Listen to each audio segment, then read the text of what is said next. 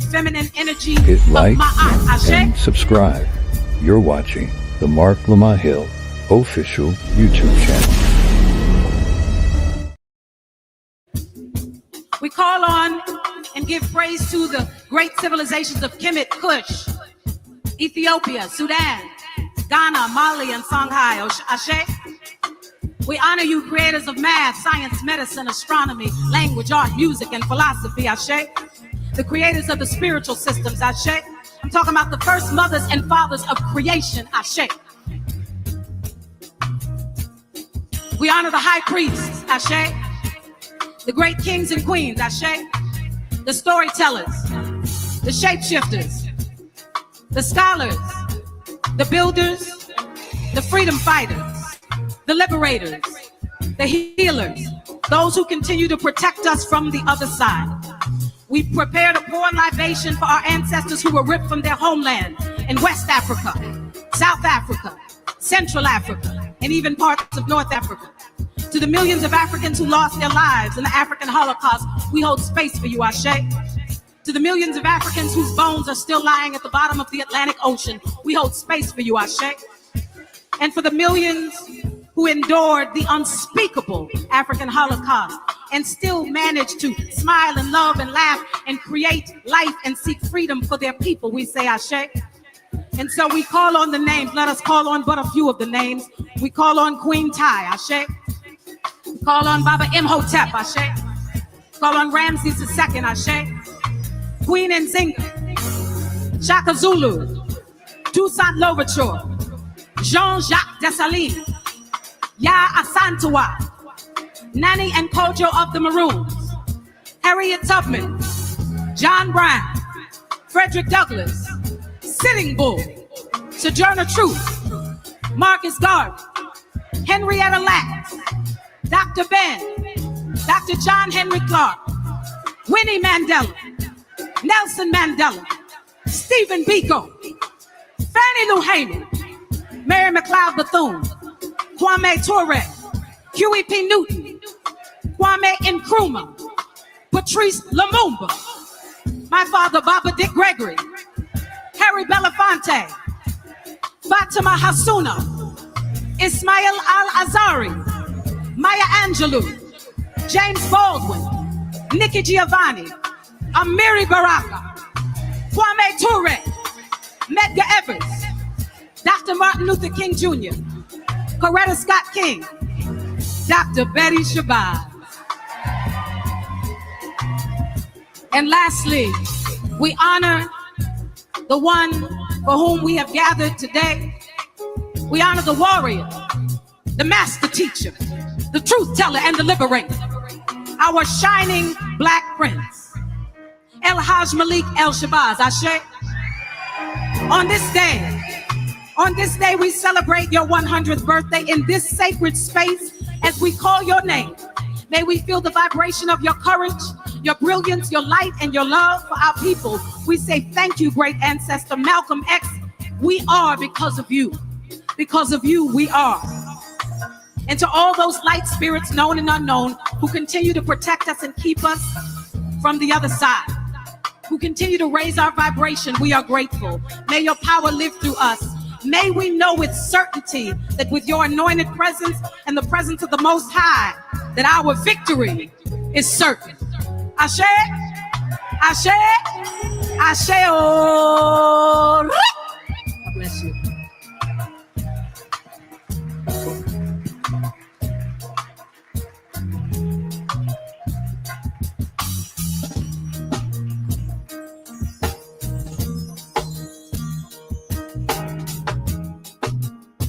Next up is an artist who is transforming classical music through his extraordinary voice and revolutionary vision. Described by the Washington Post as a voice for this historic moment, Grammy award-winning baritone Will Liverman is redefining what's possible in opera. He is the creator of the groundbreaking opera, The Factotum, and the Grammy-nominated album, Dreams of a New Day, Songs by Black Composers, and an alumnus of the Juilliard School and the Ryan Opera Center. singing the Black National Anthem, Lift Every Voice and Sing. Please welcome Will Liverman.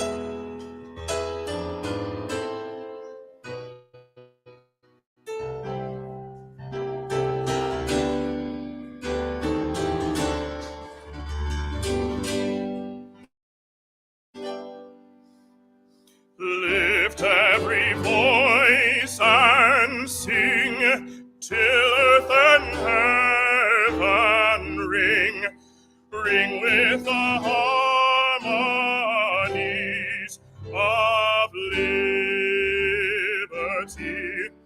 Let our rejoicing rise high as the listening skies. Let it resound loud as the rolling sea. Sing a song full of the faith that the dark past has taught us.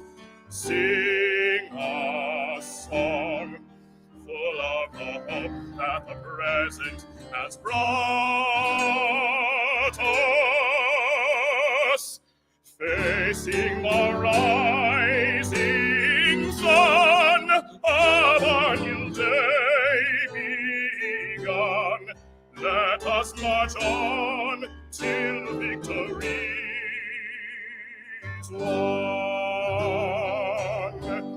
Stony the road we trod, bitter the chastening rod, felt in the days when hope unborn had died, yet with a steady beat have not our weary feet come to the place for which our fathers sighed. We have come over a way that with tears have been watered. We have come treading a path through the blood of the slaughtered.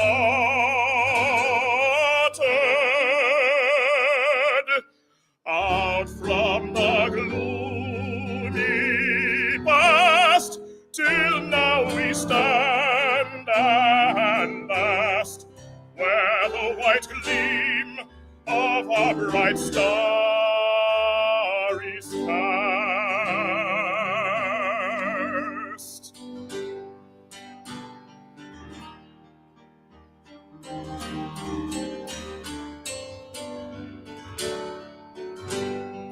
God of our weary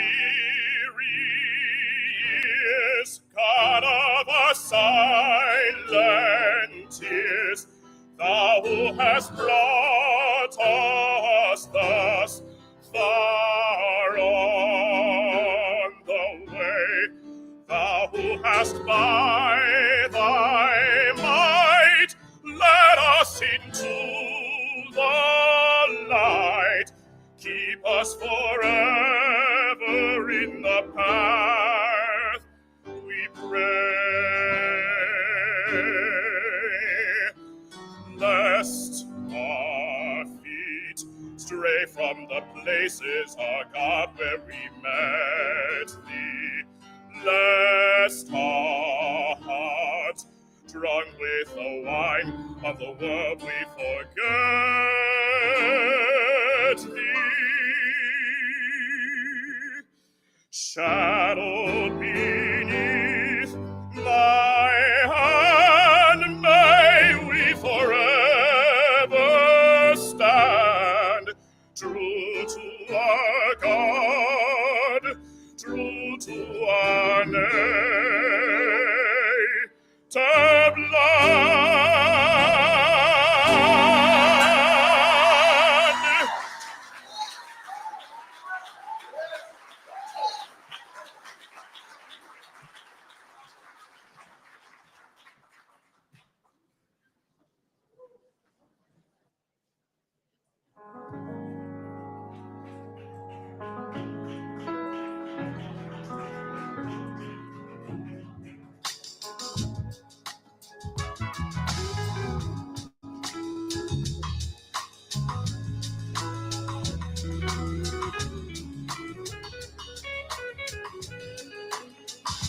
Now, please join in the honor of welcoming to the podium one of 6 devoted daughters of Malcolm X and Dr. Betty Shabazz, torchbearer of the Shabazz family legacy and chairperson of the Malcolm X and Dr. Betty Shabazz Memorial and Education Center, Dr. Ilyasah Shabazz.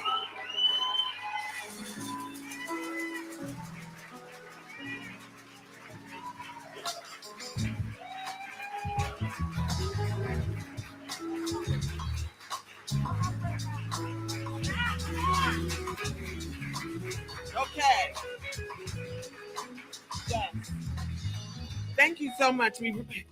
God knows we really appreciate this, because it's been a journey, right, Malak? Yeah. This is my baby sister, Malak, and Malak.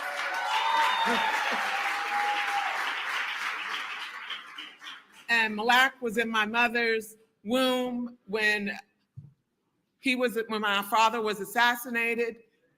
But my mother did such a great job to make sure that we knew who Daddy was. And so Malak knows who Daddy is.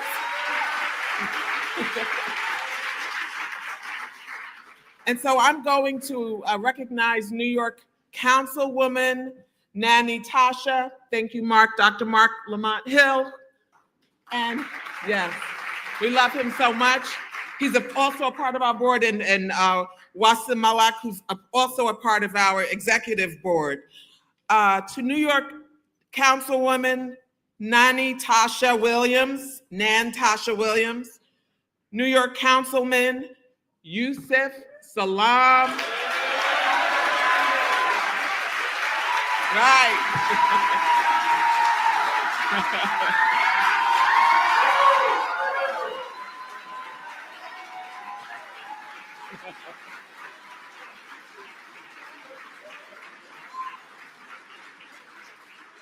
Oh, and Yusuf, just introduce your brother right next to you. Raymond Santana.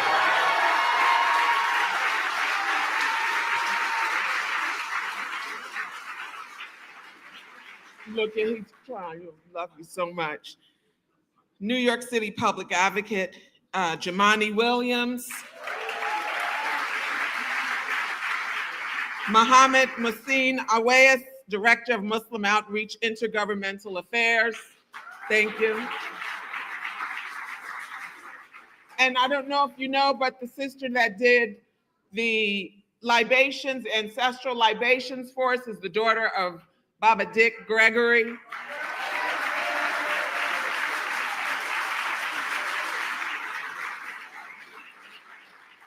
And last night we had a wonderful celebration for the staff, because I'm telling you, I have an extraordinary team.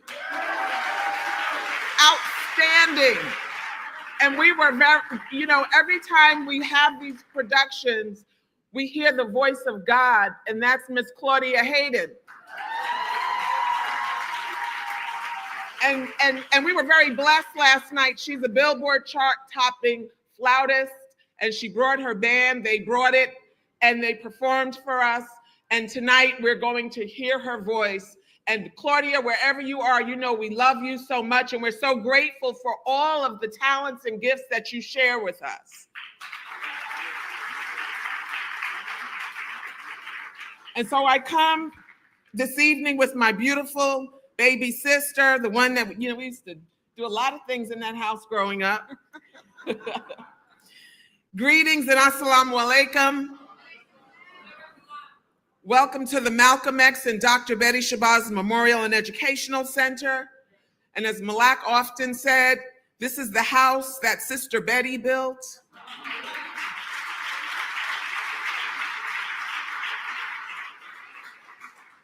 Thank you for joining our family, the Shabazz family, our esteemed Board of Trustees. Dr. Marc Lamont Hill is one of our board members. And we see Lee Merritt over there, Attorney Lee Merritt. You want to stand up? Are there any other board members who are here? Okay, Curtis Archer, I know I saw you earlier. Oh, okay. Oh, Dr. Regina Jackson, our vice chairman. Our brilliant and dedicated staff, along with our beautiful community this evening for the 100th birthday celebration of our father, El-Hajj Malik El-Shabazz, for this centennial celebration. Today, as we gather to celebrate what would have been my father's 100th birthday, I'm filled with profound gratitude.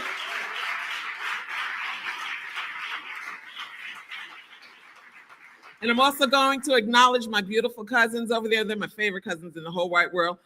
Ilyasah, Little Brown, and Shahara, Little Brown, and Malcolm.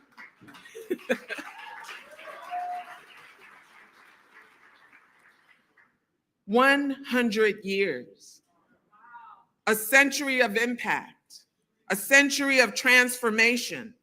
Standing before you in this sacred space, I feel the weight of the milestone. And so I begin by giving praise to the Almighty.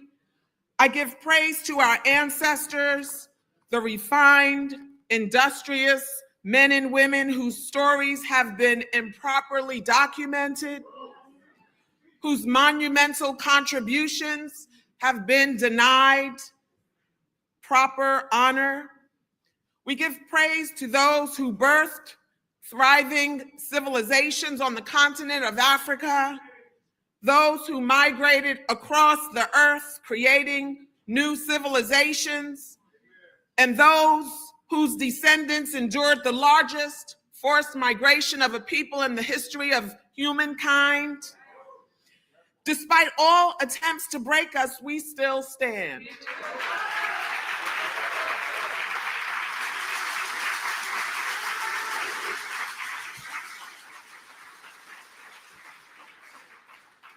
We still prosper, we are vigilant, and we remain interconnected as one human family. 60 years ago, when America was grappling with the civil rights movement, racial violence, and demands for justice, our young father, just in his 20s, came along and said, "We demand our human rights." As your brother, there was no asking. He said, "We demand our human rights as ordained by God." He addressed packed audiences, challenging young students to confront the hypocrisies of racial inequality and urging them to see the struggle for civil rights as inseparable from the need for human rights globally. He said, "If you stick a knife in my back 9 inches and pull it out 6 inches, there's no progress. The knife is still in my back." He said, "If you pull it all the way out, that's not progress. Progress is healing the wound that the blow made." And so, contrary to what has been said about the legacy of Malcolm X, our father did not speak violence, he spoke truth.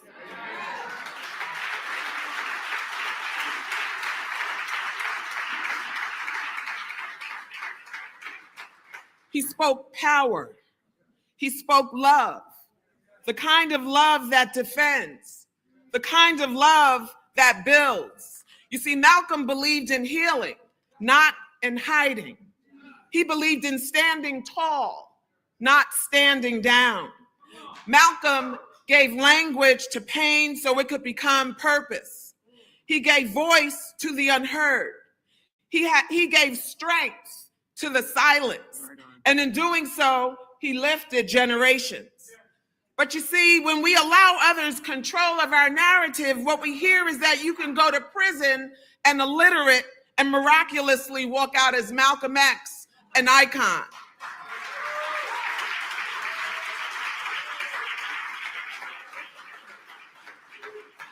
And why? Because this kind of narrative diminishes the importance of family. It diminishes the importance of one's foundation, of one's morals, values, and mentors. But you see, growing up, my parents made sure my 5 sisters and I were exposed to lessons that empowered us to love ourselves. We never relied on others to determine our self-worth. And so today it allows me to see you as a reflection of me and me as a reflection of you. To love you just as much as I learned to love myself. Because my parents knew an essential truth. If I learn to love me, I can love you. But if I don't love me, I can never love you. And I will be of no help to you. And these lessons of self-love and empowerment are more than personal revelations. They're the building blocks of social change. When we embrace our history in all its complexity, we become agents of transformation. My father understood this. Self-love is not self-indulgence. It is self-determination.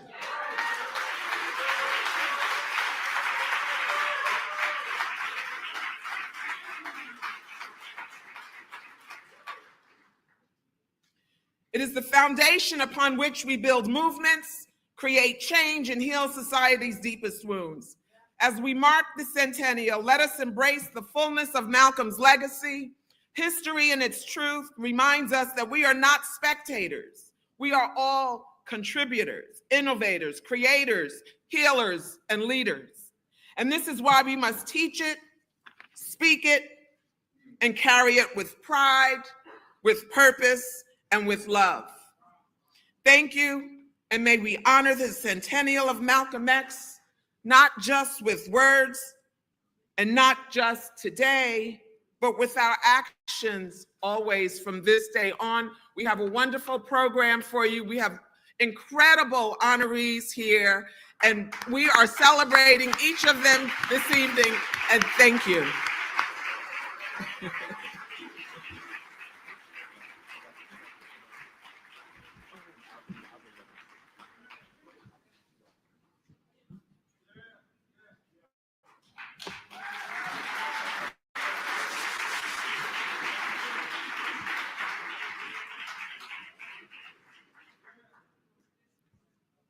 Good evening, everybody. My name is Marc Lamont Hill. I'll be your master of ceremonies this evening. Thank you. We're going to get started with the full program in just a moment. But before we do that, we have a very, very, very special guest. And we want to welcome him to the stage. You all know this gentleman. He's a powerful voice for justice as the founder and president of the National Action Network. He is a host of MSNBC's Politics Nation. He is a tireless advocate for equal rights.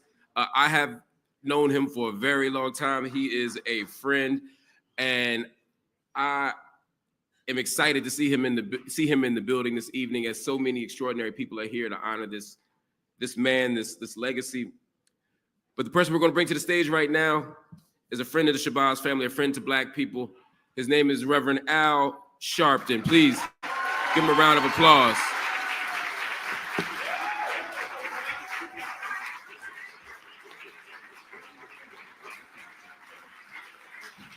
Thank you. Thank you very much, Dr. Hill. Let me say, tonight is a personal celebration for me. Earlier today, I told Ilyasah and Malik that I grew up in the King movement. I was 13 when he was killed and became youth director of Operation Breadbasket here in New York. Several years later, as I began doing a lot of activism, I got a call from Dr. El-Shabazz, who was a strong woman of dignity and of intellect. And no one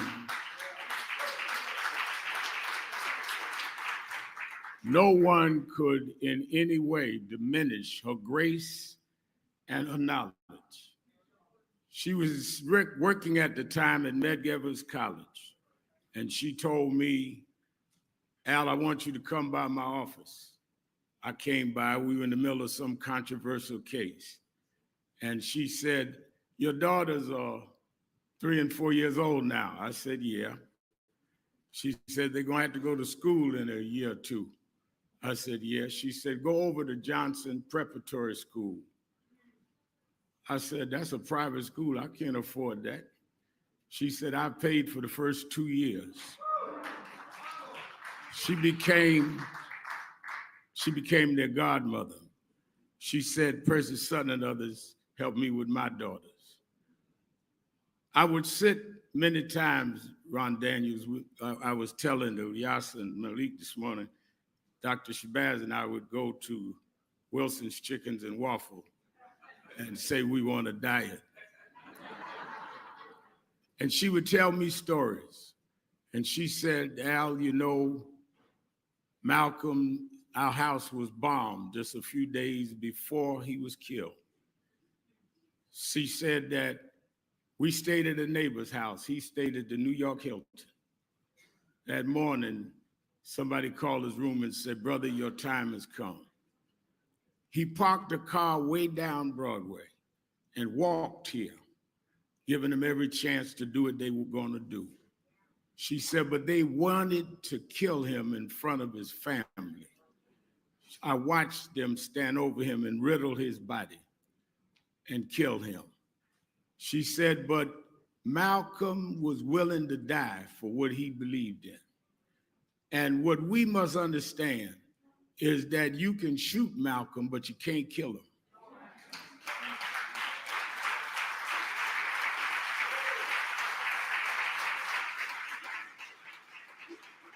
He formed the Organization of Afro-American Unity.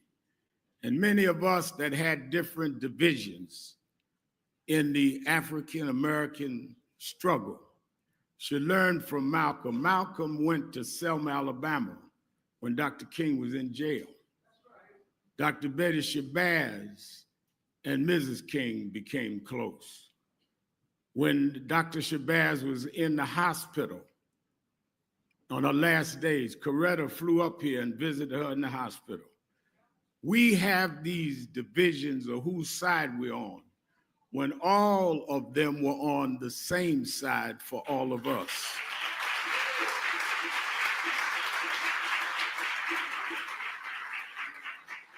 So Malcolm doesn't belong to just your group, he belonged to all of us. He gave all of us pride. He gave all of us backbone. He gave all of us self-definition. He made universal our struggle. He went to Africa when it was not even liberated states there. He talked about the Bandung Conference when we didn't know where it was. And in the division, when he died, they couldn't even find a church that would let him have the funeral. People talk about Malcolm now, they wouldn't let him have a funeral. Finally, Bishop Childs let them have the funeral at Childs Temple, Church of God in Christ. And he didn't do the eulogy, Ozzie Davis did. In Malcolm's spirit, we need to stop this infighting and fight those that are fighting us. When we look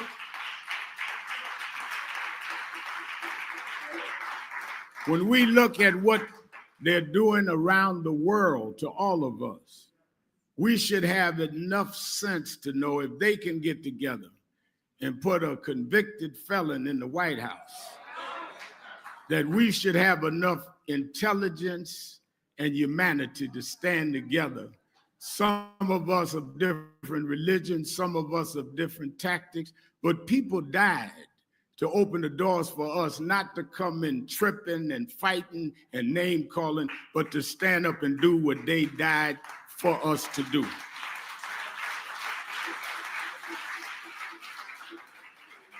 These children, these daughters, they're no longer children, lost a father.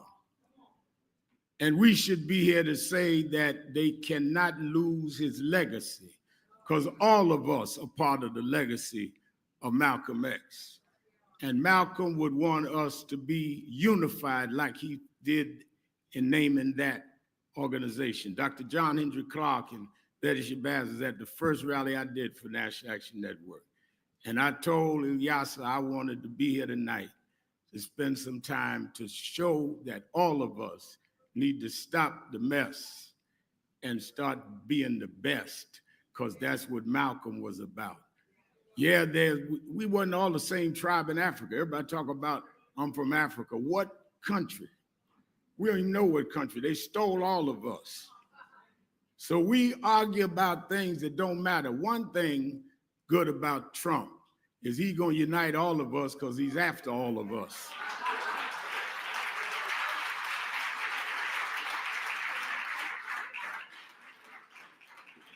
So I come tonight to thank this family, to thank Dr. Betty Shabazz, and to thank Malcolm.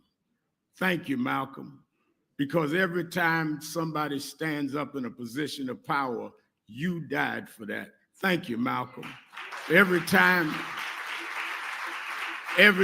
one of us sits in a TV studio trying to talk, you did that, Malcolm. Thank you, Malcolm.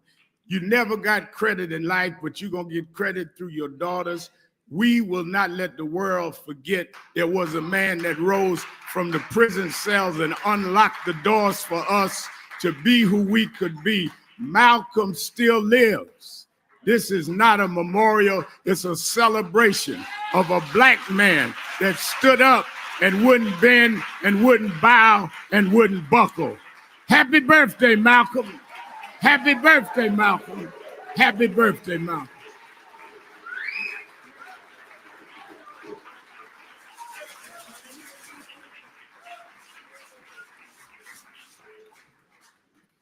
Now, you know you're messing with us going first like that, shutting it all down.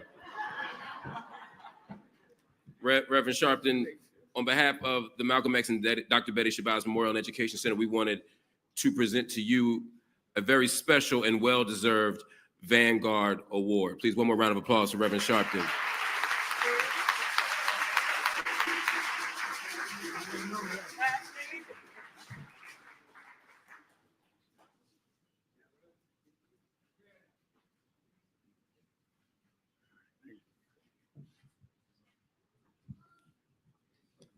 How's everybody feeling tonight? Y'all feeling good? There's a lot of love in this room tonight. It's a lot of energy in this room. I'm feeling a radical spirit in the air tonight. And we're going to use that to carry us through this entire night. We got an amazing group of Vanguard Award recipients. We even have a very special musical guest who will be making their way in very, very shortly. But before that, I once again want to thank Ilyasah Shabazz. I want to thank Malcolm Shabazz. I want to thank the entire Shabazz family for the extraordinary sacrifices that they've made to make this evening happen. For so many of us, Malcolm X is a hero. Malcolm X is a legend. Malcolm X is an icon. But for them, we can never forget that that's their daddy. That's their father. And to carry that mantle for their entire life of having to lose your father and to lose him in the very room that we're sitting in right now. But to take the pain from that moment on February 21st, 1965, to take the trauma and the loss and to transform it into something powerful that stands to this day is nothing short of extraordinary. It's a testament to your strength. It's a testament to your mother's strength. It's a testament to the power of Black people. And it's a testament to our certainty that we will one day be free.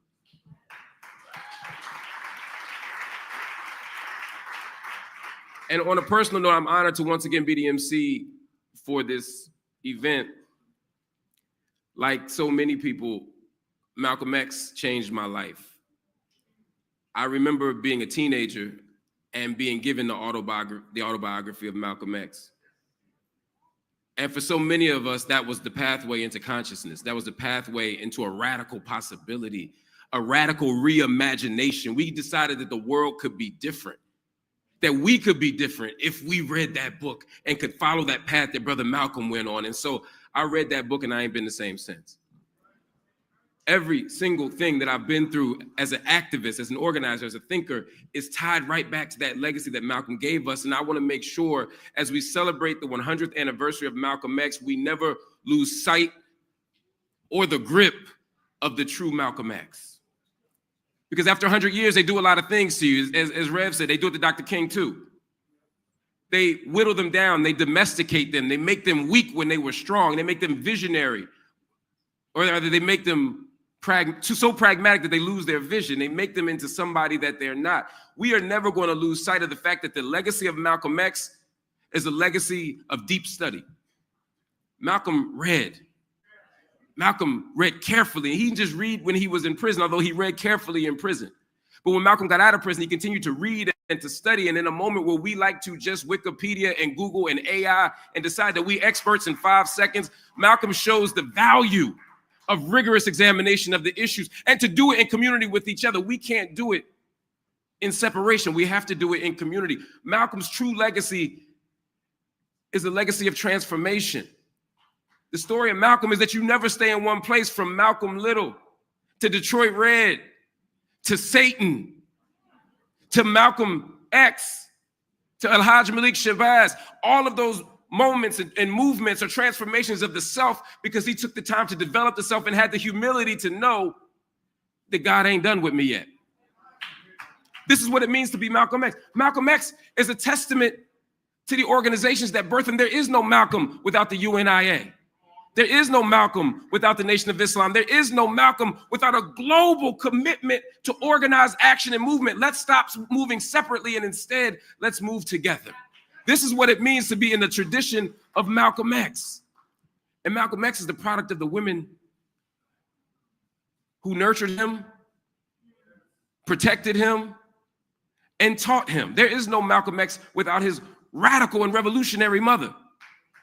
There is no Malcolm X without his sister, who not only brought the truth to him, but protected and invested in him at the earliest of stages. There is no Malcolm X without Betty Shabazz, Sister Betty, because even after Malcolm was cut down in this room in front of her, she decided to spend the rest of her life building on that legacy, creating something bigger than what was there before. Not just creating this institution, but becoming an extraordinary educator herself, for whom all of our growth, she is responsible. This is the house that Betty built.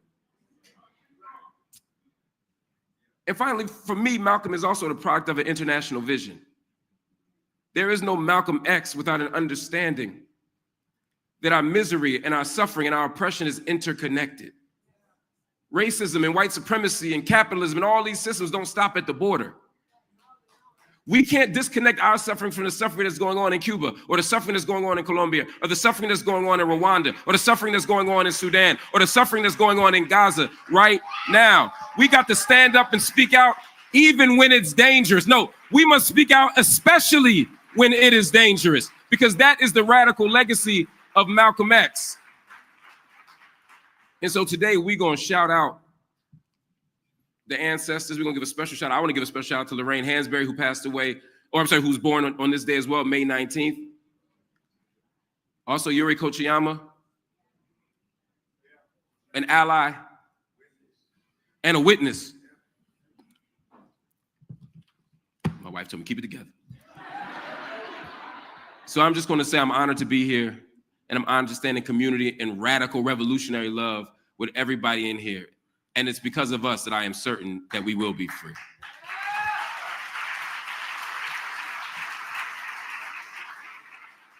And I promise, Ilyasah, that's the last time I'm gonna read off the script.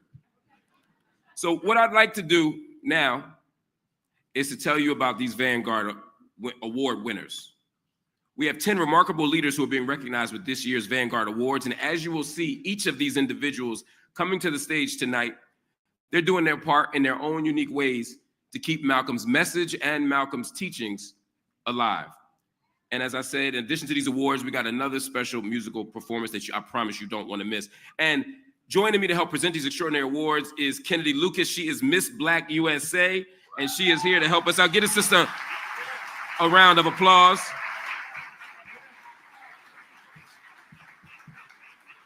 And now I shall give out this first award. Coming up to introduce the evening's first Vanguard Award is an incredible youth leader in his own right, who was honored by the Shabazz Center back in February. At just 16 years old, Jordan Mendez is making a difference. He's making a difference in his community as president of the Moxie Project, mobilizing students across New York State to combat injustice in all of its forms. Through his work as an environmentalist, he is teaching his peers how climate change intersects with systemic racism. He also currently serves as the youth ambassador for the Shabazz Center. Please join me right now in welcoming Jordan Mendez.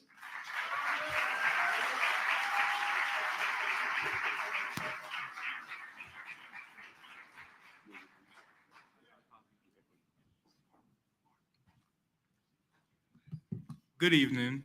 How's everyone doing? Can I get all Shay in here? Let's get some power in here. Say power. Say Malcolm. There we go. As a youth leader myself, I gotta say I've always been moved by Malcolm. And it's because of the kind of man that he is. He's a man of family, a man of education, and a man of action. And I want to say that I'm very honored to be introducing the first awardee tonight because she took action to make an educated family. I'm really honored to have the pleasure of introducing tonight's first Vanguard awardee, a fellow youth activist who is using her public platform to inform and empower the masses. Dr. V. Kativu is the youngest recipient of an honorary doctorate from the University of Bradford and has emerged as a powerful force for educational justice and youth empowerment. Can we get a power? Power. There we go. An alumna of both Oxford and Harvard University. She doesn't keep her yeah, matter of fact, clap it up for that. I gotta clap it up too, that's crazy. She living my dream right now.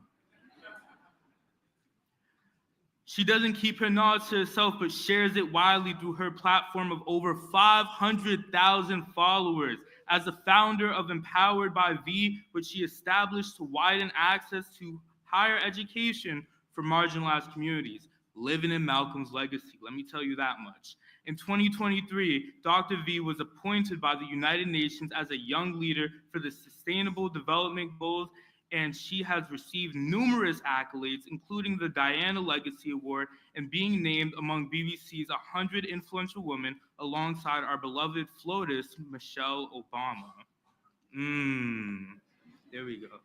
Now pursuing her PhD in education leadership while serving as a youth advisor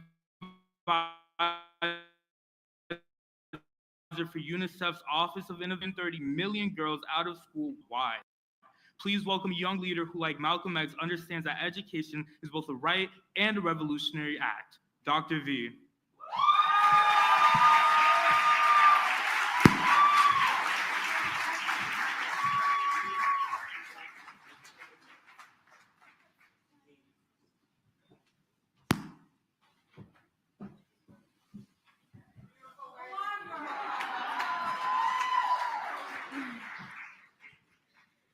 Wow, thank you so much. That was such a lovely introduction, and congratulations to you too.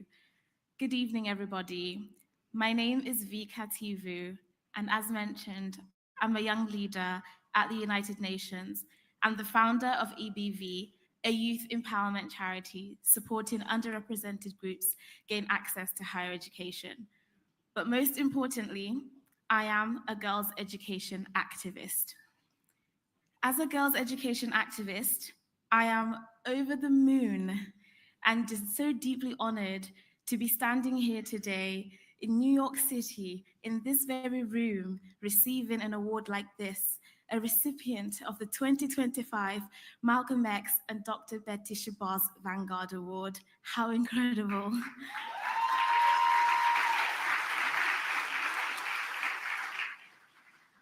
To even say those words feels very surreal because I know whose names are on this.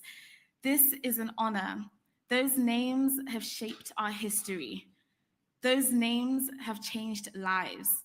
And those names have just changed the world as we see it and the way that we operate through it. And I do not take that lightly at all. Malcolm X was a man whose advocacy and courage lit a fire in the fight for justice and truth. And Dr. Betty Shabazz was a woman whose compassion and commitment to community reshaped what it means to live a life of service. To receive this honor and to be placed in the Vanguard Hall of Fame at the age of 27 is something I will cherish forever and hold with care. Thank you. I was born and raised in Zimbabwe, then came to the UK, where I was educated through free school meals and scholarships. I was told that dreaming of attending places like the University of Oxford wasn't for girls like me, and that I would never be good enough.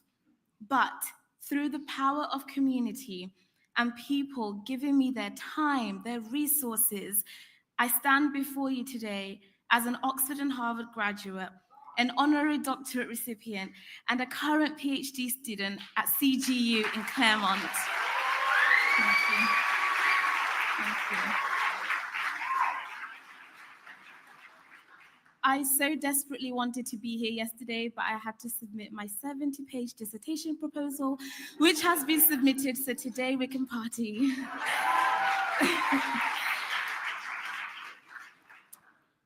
I am now getting the chance to advocate globally for young people everywhere, where I'm sharing opportunities online to show the world that intelligence does not have a race, a household income, or an accent. Open the doors and let us in. Why am I telling you all of this? It's because when the world tells you that you can't do it, you either shrink or you rise. And I chose to rise, but I didn't do it alone. I share my story because it was through the power of community, through the power of a village. Seeing the lives of people like Malcolm X and Dr. Betty Shabazz shows you that your beginning does not mark your end. Dr. Shabazz once said, "Just as one must drink water, one must give back." And that is what I hope to spend the rest of my life doing.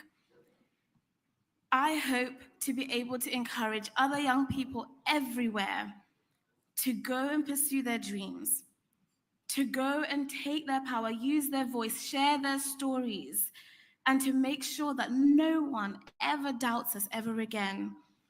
I believe that young people deserve the chance to lead, and that as we're here today celebrating, we must remember the name of the man we're celebrating was a young man. Yes, today is the 100th year, but he was young when the work he was doing began.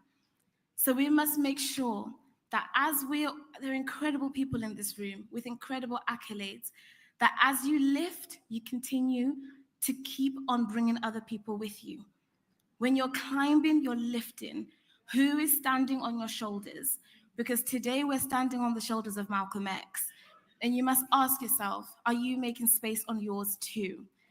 So thank you so much to the Shabazz family. I am so inspired by you. Thank you.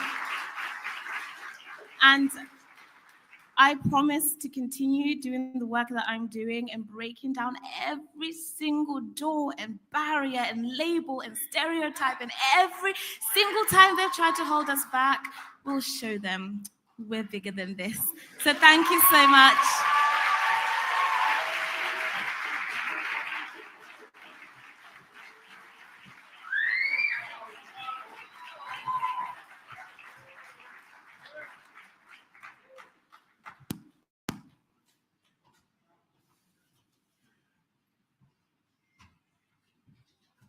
All right, family.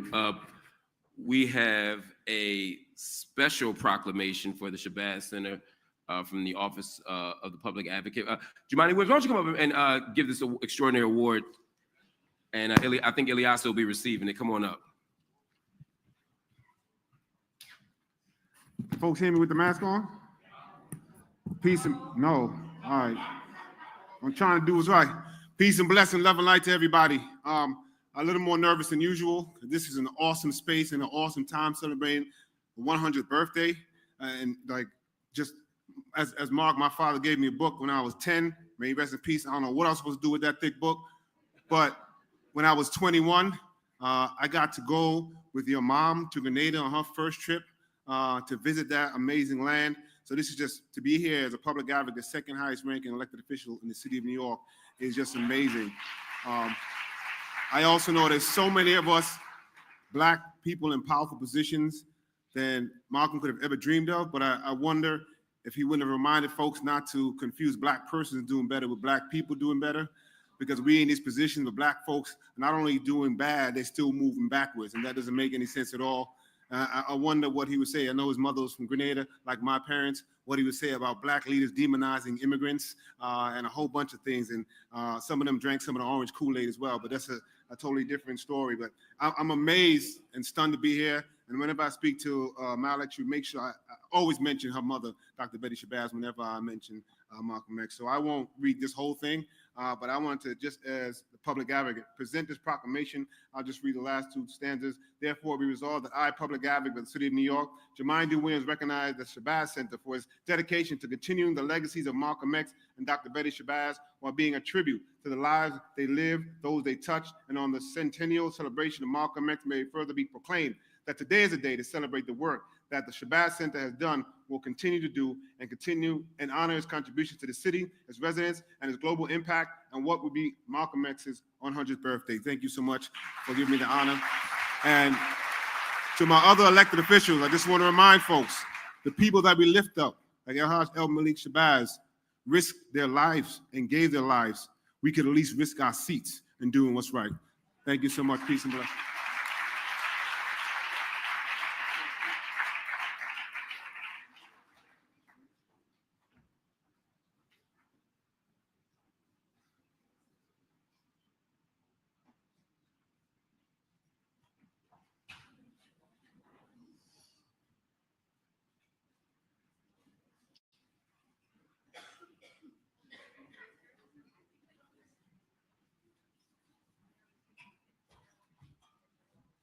Another round of applause, please.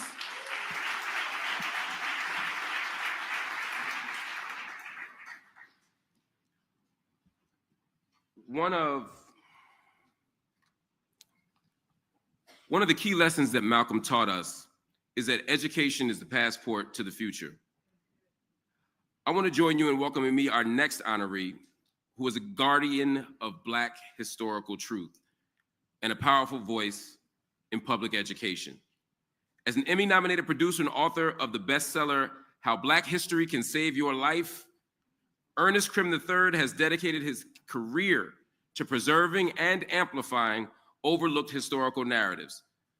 Through his dynamic social media platforms, he reaches millions monthly, using history as a tool for liberation and understanding, much like Brother Malcolm did in his own teachings.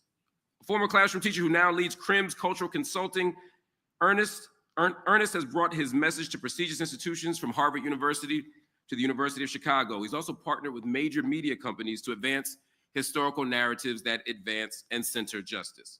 Just as Malcolm understood that knowledge of self is essential to freedom, Ernest's work bridges cultural gaps and promotes social justice through education that centers our authentic history. Please give a round of applause and welcome to the stage our brother, Ernest Krim III.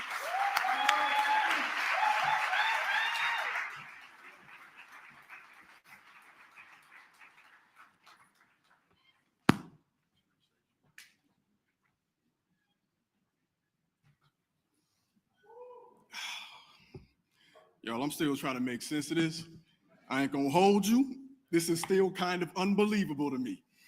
I'm from the south side of Chicago. Yeah. I'm not supposed to be here. I just want to firstly thank the family of Malcolm X, El-Hajj Shabazz, for honoring me and several other people.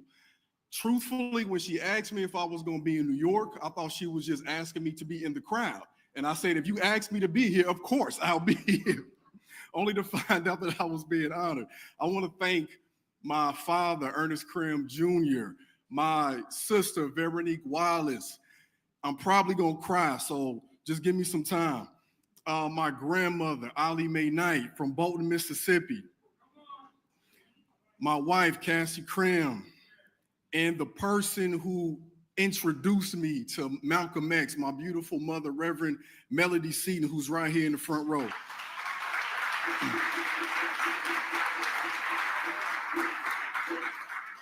I'm gonna get straight to the point because I gotta wrap this up. Brother Malcolm once said, the media is the most powerful entity on earth. They have the power to make the innocent guilty and make the guilty innocent. And that's power because they control the minds of the masses. That's precisely why when I was teaching, that I picked up my phone and decided to use the very device that was distracting my students in class as I was teaching my butt off to intercede, because if they would not pay attention to me when I was in the class, as much as I was teaching my butt off, then when they ducked their heads to look on their For You page, they weren't going to be able to miss me. And it's because of that and you all support that I was able to grow my platform and to say that I need to be an educator, not just in this class with 30 kids for 5 periods a day, but to the world. Because we know within these social constraints that teaching is more than getting a certification and going to a fancy school. Teaching is what Malcolm did. One of the most important and most educated brothers that we have ever known in our country's history.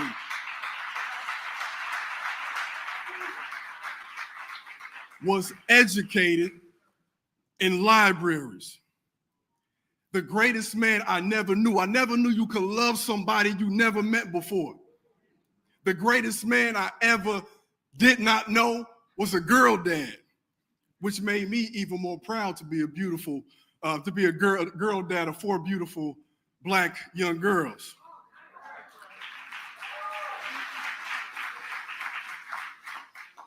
I want us to understand, y'all, that in this moment, we got to focus on the people who made Malcolm, because the people who made Malcolm are also like the people who made me and made you. And if we want what we deserve, we have to be what they were to Malcolm in the lives of the youth in our community. And that's by any means necessary, y'all.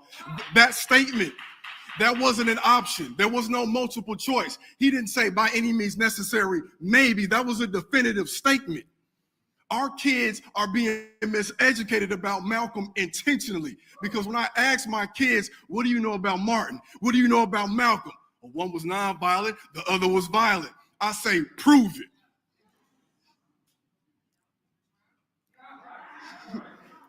And by the end of that class, they become followers as well. We have to do this by any means, because as these forced labor camps continue to burn, we will have to be prepared to build our new edifices. As those forced labor camps, not plantations, continue to burn, we have to be prepared to build new edifices. As the legislation is undone, as our sanity is challenged daily and hourly, let us not forget who we truly are. And let us remember that who we truly are has nothing to do with what legislation is passed or what executive order is passed on this settler colonial state. We must be determined to continue to remember who we are, not through the lens of whiteness, but through the lens of who we are as Africans, as those who are a part of the global majority, not minority, and as human beings. We must be determined to define who we are, separate from these fragile institutions that were created to uplift white insecurity, to uplift and create white DEI, and to create the fallacious notion that we are somehow inferior. If we run in a 400 race and you got to get a 100-meter head start, what you trying to say? Who's inferior? In this moment, we must remember to be bold by any means necessary. We must be brilliant by any means necessary. We must be benevolent by any means necessary. We must be bodacious by any means necessary. And most importantly, we must be Black by any means necessary. Happy birthday, Malcolm. Thank you.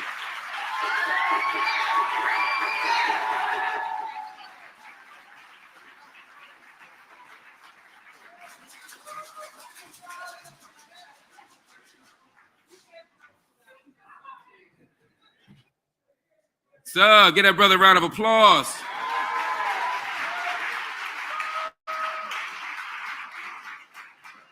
Stay with me, family. We want to make sure we stay for all the award winners. We're going to be moving quickly. I'm going to ask all of my award winners. I know y'all are brilliant and extraordinary and wonderful and articulate. And if y'all could do that in 2 minutes, life going to be a lot better. I see my brother Fat Joe is here. What's up, good brother?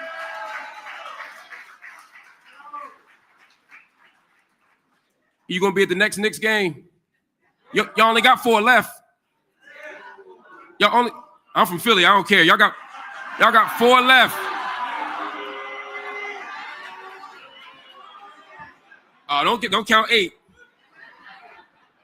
Man, a great philosopher once said, "The serpent play tricks, run game like the Knicks, build you up just to lose the championship." You ever heard that?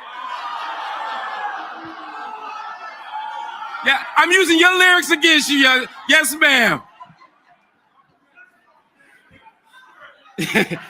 No, I'm going off script for this. I'm a hater. I'm hating. I've been hating since we've been out since December.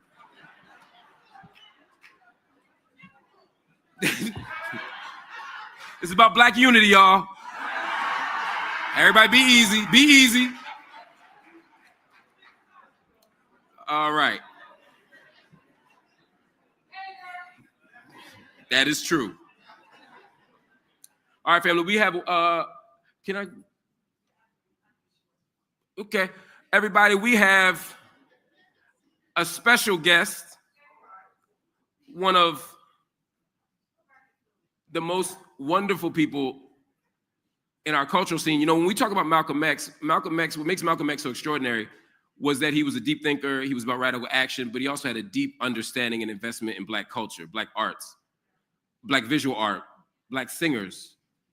Malcolm understood that there was no disconnect, or there shouldn't be any disconnect between our art and our political movements at our best. And the sister I'm going to bring up right now is somebody who has championed that since day one. I remember reading or listening in 92 to the album, the score. This not that one, stay with me. The subconscious psychology that they use against me if I lose control, land me in a penitentiary. It's Alcatraz or shot up like El-Hajj Malik El-Shabazz. And for a lot of us, that's the first time we heard that name. And it challenged us to push and to read and to learn more. She's a visionary, she's a leader, she's a freedom fighter, and she's top 5 dead or alive. Give a round of applause to our sister, Miss Lauryn Hill.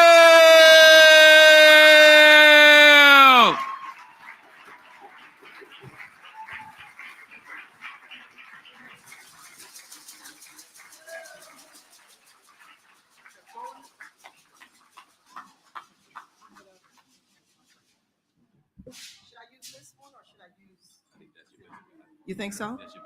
Good evening. Hello, hello. Okay. Hi. Is this better? Which one is more clear? Can you hear me? This one? This one. 1, 1, 1, 1, 1. This one? This one. This one. All right. Okay, thank you so much. First of all, thank you for inviting me to participate in this centennial of the birth of the great. How privileged are we? That's privilege, by the way, just so we understand that legacy is privilege. I consider it privilege to come from people like Malcolm X. We count our blessings. And they don't always look like blessings, but they're still blessings. Okay, so I've written something short also. I thought I was attending as well, but I'm going to say something. 1 second, please. Let me take this off. Can you hold that for me real quick, please? I'm sorry. Okay. All right, I'm going to read just some notes that I've written, please. First of all, I said thank you for inviting me to celebrate the centennial of the birth of El-Hajj Malik El-Shabazz, Malcolm X. I've written a few notes centered around what his presence means for me as a woman. I'm impressed by what everyone else is impressed about Malcolm X. His fearlessness, his character and command, his militancy and steadfastness in the face of oppressors, declaring open war on a people, confining and containing them with little regard for their outcome. This was proper manhood, proper adulthood. Picking up this charge didn't just mean a strong masculinity, but the ability to love and care for his woman with compassion, with tenderness, leading with strength, and leading with love. This is apparently not easy work. It requires a man to meet with and face old trauma, often down through the lineage, in order to not perpetuate these offenses any further. I see the image of a man when I see Malcolm X who ventured far, so far and deeply into self-love, self-respect, and whole Black manhood that he was able to love Black women, his Black family, and his community to the extent that he put his life on the line. To him, there was perhaps no other option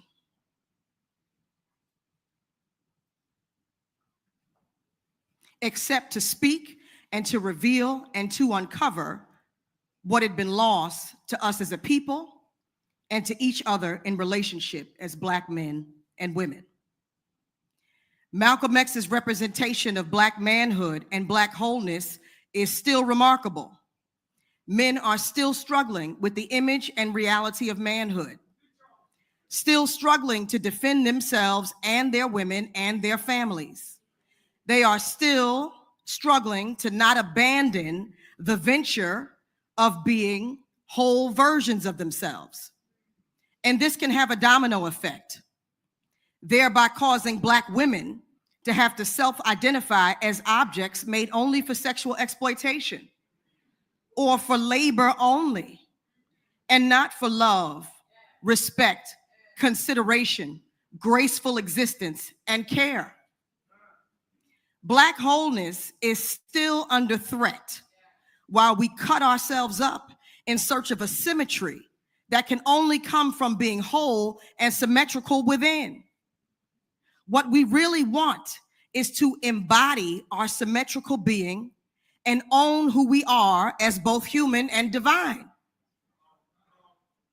It is still remarkable what Malcolm X did, speaking truth to power, sick of diminishing or having to diminish and betray himself, and therefore diminish and distort the image of and his relationship to his own heart, also known as his woman, for fear of appearing too real, too vulnerable for some, and too threatening to others, especially to a controlling group themselves stuck in an oppressive and jealous condition, causing their fear of nature to distort their own internal nature. I still marvel at this example of outspokenness, of fearlessness, of self-analysis, introspection, and self-correction that he displayed, of sacrifice, of courage, of bravery, of the ability to stand. We still are challenged to not distort ourselves and to overcome the fear of rejection, the fear of failure, the fear of poverty and disenfranchisement. We still have to look at the games played on us in the past and learn so we can reclaim wholeness, and through wholeness, enfranchisement, and through enfranchisement, independence, and through independence, sovereignty. Let us not forget what Malcolm X paid dearly for, what Dr. Betty Shabazz paid for, what their children paid for, so that we could speak, so that we could speak and heal and learn and expand into higher consciousness people. Thank you, Malcolm X. Thank you to the Shabazz family. Ilyasah, thank you. Thank you, everyone. Happy birthday, Malcolm X. And I'm going to speak for myself in saying, that it felt good as a Black person to have somebody defend you so. And it felt incredible as a Black woman to have a man stand up for you like that. And stand up for you, standing up for yourself. So gratitude, lifelong gratitude, and let us walk with that gratitude, right? And demonstrate our ability to defend each other and not betray ourselves so that we have to betray each other, right? Let us love, let us walk in love and walk in strength. We can edify and we can admonish without tearing people down. And we have examples. We have examples. Thank you, everybody. Thank you. It's your board. Oh, it's yes. And so we're very honored to give Ms. Lauryn Hill a Malcolm X and Dr. Betty Shabazz Vanguard Award.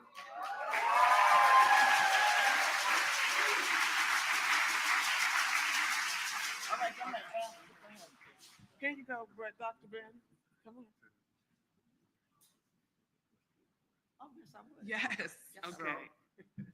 Ilyasah put me on the spot as Black America's Attorney General to make the argument to Lauryn Hill, the one and only Lauryn Hill, to lead us in singing happy birthday to Malcolm X. You got the microphone? I will do this, but you have to sing along with me, okay? Okay, but we're gonna call some musicians. Okay. Yeah. This one. Okay, can we call the musicians? Bring the drummer and sound Let's do this. Me. No, I'm joking.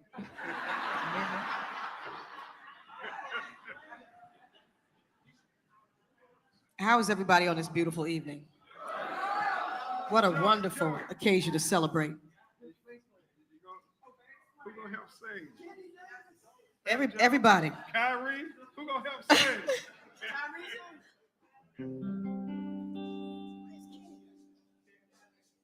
On the guitars. Happy birthday to you. Happy birthday to you. Happy birthday, dear Malcolm. Happy birthday to you. May you have many heavenly more. May you have many celestial more. Oh, may you have many more. Happy birthday, Malcolm, to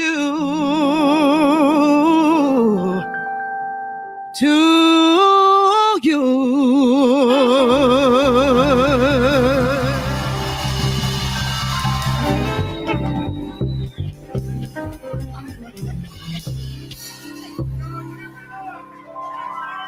Thank you.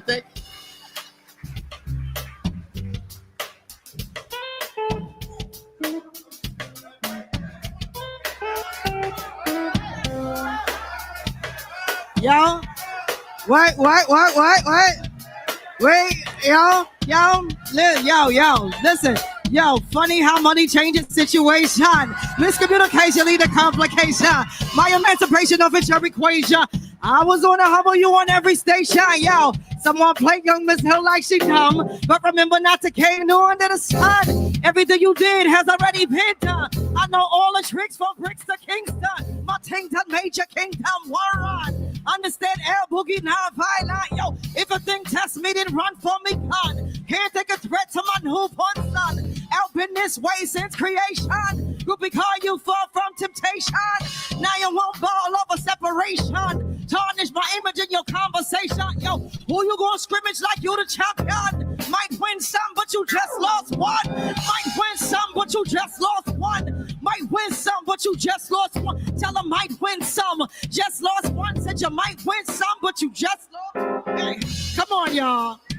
Come on. Yeah. Yeah. Yo, listen. I said, now, how come your talk turn cold? Gain the whole world for the price of your soul. Trying to grab hold of what you can't control. Now you all flows with a sight to behold. Wisdom is better than silver and gold. I was so blessed, now I'm on hope road. Every man wants to act like he's exempt. Need to get down on them knees and repent. Can't slick talk on to take a judgment. Movement similar to a serpent. Try to play straight how your whole style bent. Consequences, no coincidence. Hypocrites always want to play innocent. Always want to take it to the full out extent. Always want to make it seem like good intent. Never want to face it when it's time for punishment. No, you don't want to hear my opinion. Many paths and you must choose one. If you don't change and the rain soon come. Might win some, but you just lost one. Might win some, but they just lost one. Win some, but they just lost one. Win some, but they just... Happy birthday, Malcolm X. I said they just lost one. So you just lost one. It's so silly. When it's all done, did you really gain from what you done? It's so silly. How come you might win some? God bless you guys. Thank you so much. Happy birthday, Malcolm X. Thank you. Y'all give it up for the icon, Lauryn Hill, only on Malcolm X 100th birthday in the Shabazz Center.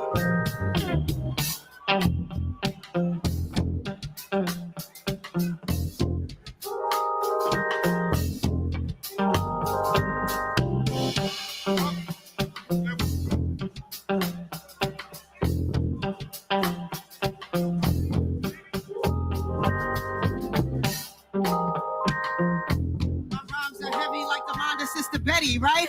El Boogie spawns the stars and constellations. And I came down for a little conversation. Jason to the king, human being. Roll with cherubim to Nassau Coliseum. Hear this mixture, hip-hop meets scripture. Develop a negative into a positive picture. Yeah.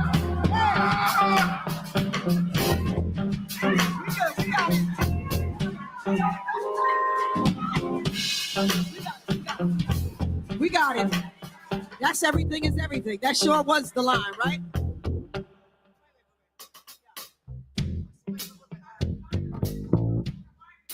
My mind is heavy. Yes, that's my lyric. Wait a minute. That's a different tune, though. Hold on. Wait a minute. Wait. Everything is everything is everything. Wait.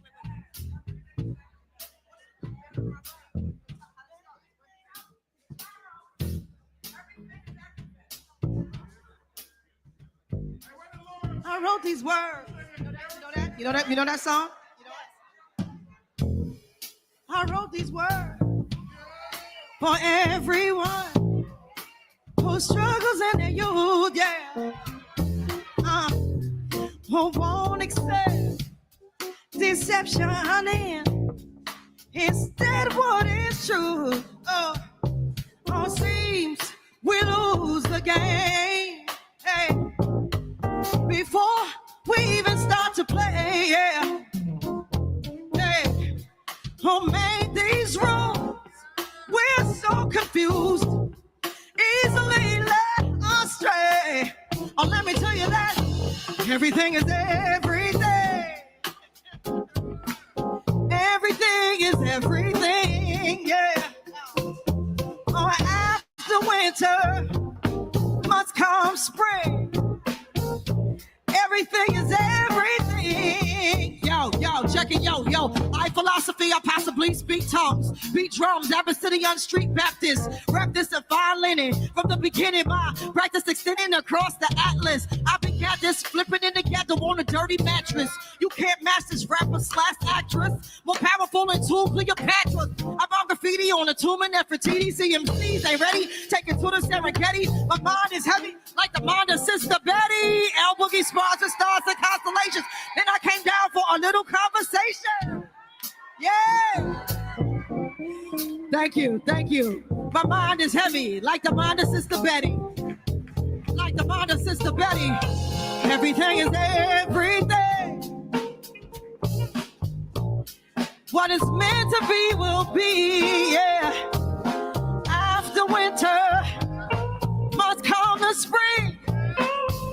Everything is everything, yeah. Come on, la, la, la, la. Oh, la, la, la, la. La, la, la, la, la, yeah. Oh, everything is la, la, la, la. La, la, la, la. La, la, la, la, la. Happy birthday, Malcolm X, yeah. The one and only Miss Lauryn Hill. The one and only Miss Lauryn Hill. The one and only Miss Lauryn Hill.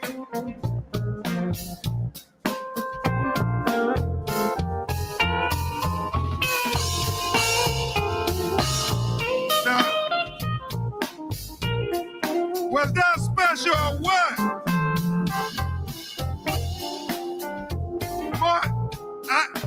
I think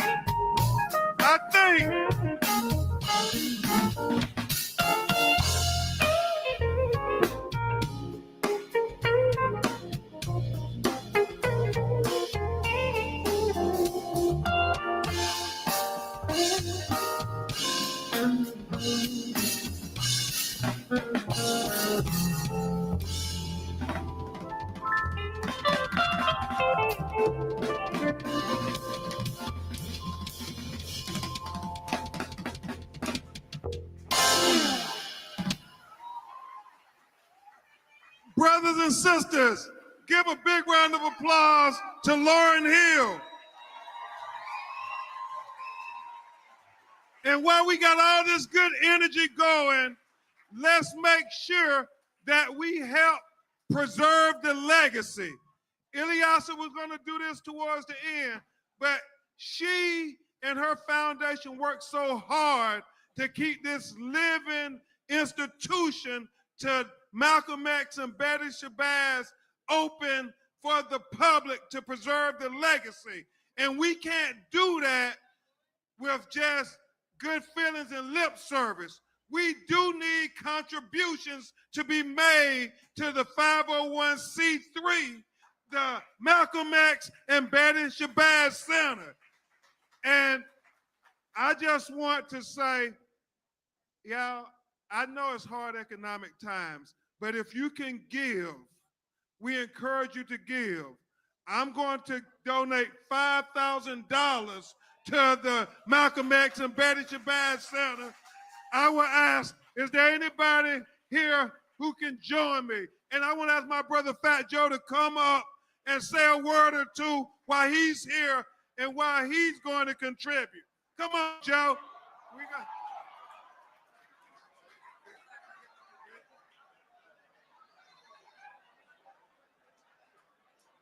Don't object, Joe. I'm your lawyer. I'm putting you on the spot.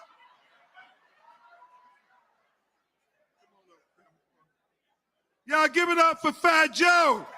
Hip hop royalty. 50 years of hip hop, the legend.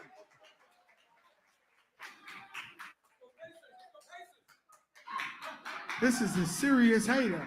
I'm gonna match the $5,000. Yeah! You know, Malcolm X, man, his courage, his bravery. It's crazy how they kill you and then they celebrate you in the same places. It's serious out here, man.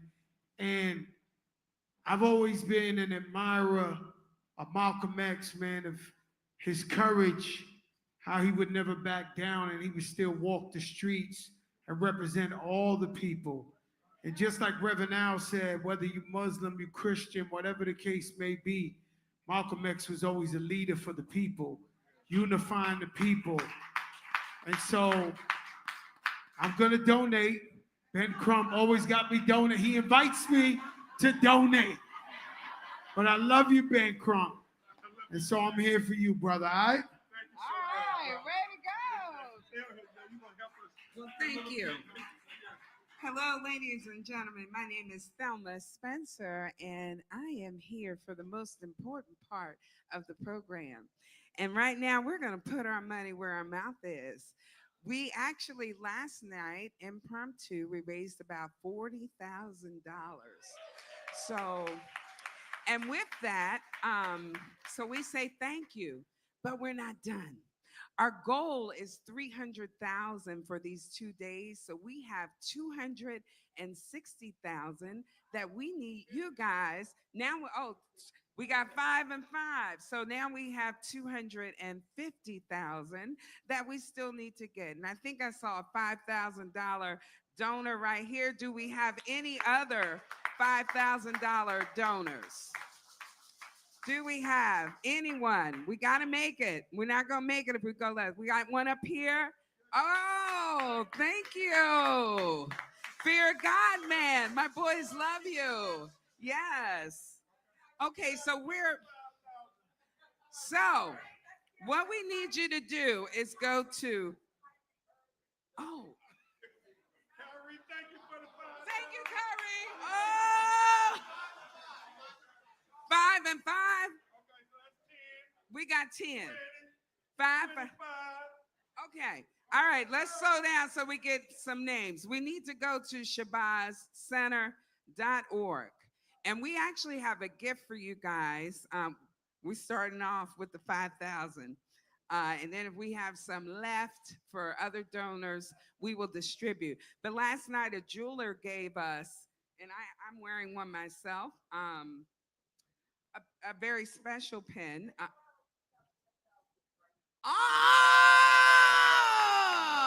And he gave money last night. And you gave money last night. Who's that? Ben, you're going to keep count, right? You keeping count. All right, we're at 35. Where's the pens? Okay, so they need to see your contribution, the receipt, and they will give you your pen. Okay? And I'll say this. I'm going to hold you in contempt of court. We're going to call your name. If you pledged, we're going to hold you to it. So we got, say your whole name, brother. Jerry Lorenzo.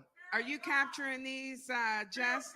That is the Fear God man. Yeah. See, I knew what I was talking about. So that is one of the greatest fashion designer of his generation. We're gonna say more later, but that's the brother right there. Jerry, my store's 2 blocks away, up in NYC. My store's 2 blocks away, Jerry. Now we cover, we make sure the hood got the flyers. All right, go ahead. Kyrie, 5,000. Lee Merritt. Yes.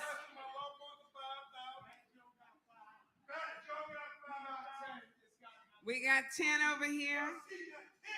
All right, we got that. All right, so where are we? 10, 15, 20, 25, 30, 35. 40. Okay. All right, so we got 10, 15, 20, 25, 30. Well, he took us to 10. Anybody want to match his 10? Who wants to match his 10 over here? That would really take us up. Come on now. Anybody? Please, okay. please understand, if you give 10, you don't have the 10. Okay. Woo! Look. There we go. Yes. Yeah, I like that. Everybody give Fat Joe some love, man. And wait a minute. I just want to say one more thing. If you want to donate 10 and you don't have all of the 10 right now, understand you can donate it over a stretch of time. It's a pledge. So please don't think you got to reach in your pocket right now and give the 10. If somebody say, look, I got 4 quotas, you know what I mean? You could do it over 4 months, 8 months, whatever you need to do. But please, this is an important cause, y'all. This is an important cause. Every single day, we see our communities being dismantled, our institutions being dismantled. Everything in the public world is being pulled down. And the only way we're going to be able to educate our children, support our families, build and grow is to do for us, by us. So if you believe in Black folk, invest in organizations like this. So please, if you got it, please try to make that donation. And let me say this is all seriousness. We know they're cutting federal funding on everything that enhances Black culture and Black history and Black literature. Everything that the Shabazz Center stands for. And so what I want to give the message to them, the enemies of equality, is we don't care if you cut our funding because we're going to save ourselves. And that's what this is about. Let's save ourselves. We don't need their pennies, their crumbs. We can do this ourselves. Can't we stand up and give for Malcolm, the man who gave so much for Black life, Black liberty, and Black humanity? Y'all with me? All right, so go to the pledges. All right, okay, any more pledges? Any more pledges?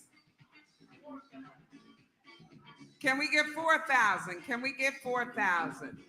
We believe we are celebrating Malcolm's 100th birthday. We need you to give until it hurts. This is a special occasion. You can also scan the code up there. It's also in the back of your program, the QR code. And let me introduce this young man real quick because we also have another gift for those that are giving. Stephen Barter, he's the founder of Barriers Worldwide and Barriers History. He and his companies have graciously donated 100 t-shirts, and it's a special t-shirt for the 100th anniversary. I don't know where he is right now, but here you are. Okay, so we want to show this. We also have this for the first 100 donors. He will be in the back, and if you show your receipt, we will give you a t-shirt. So let's give Mr. Barter a hand. We thank you.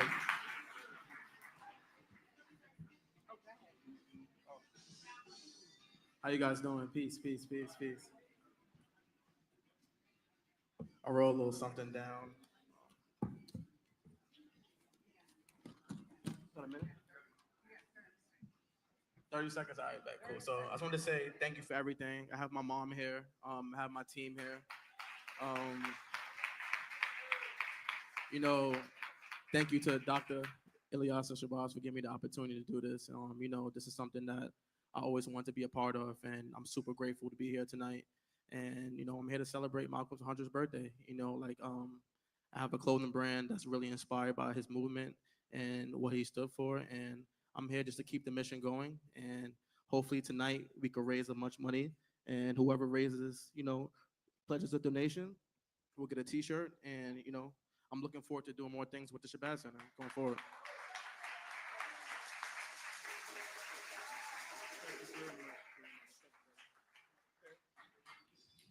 Yeah, we're going to try to get back on program because we want these Vanguard honorees to be recognized.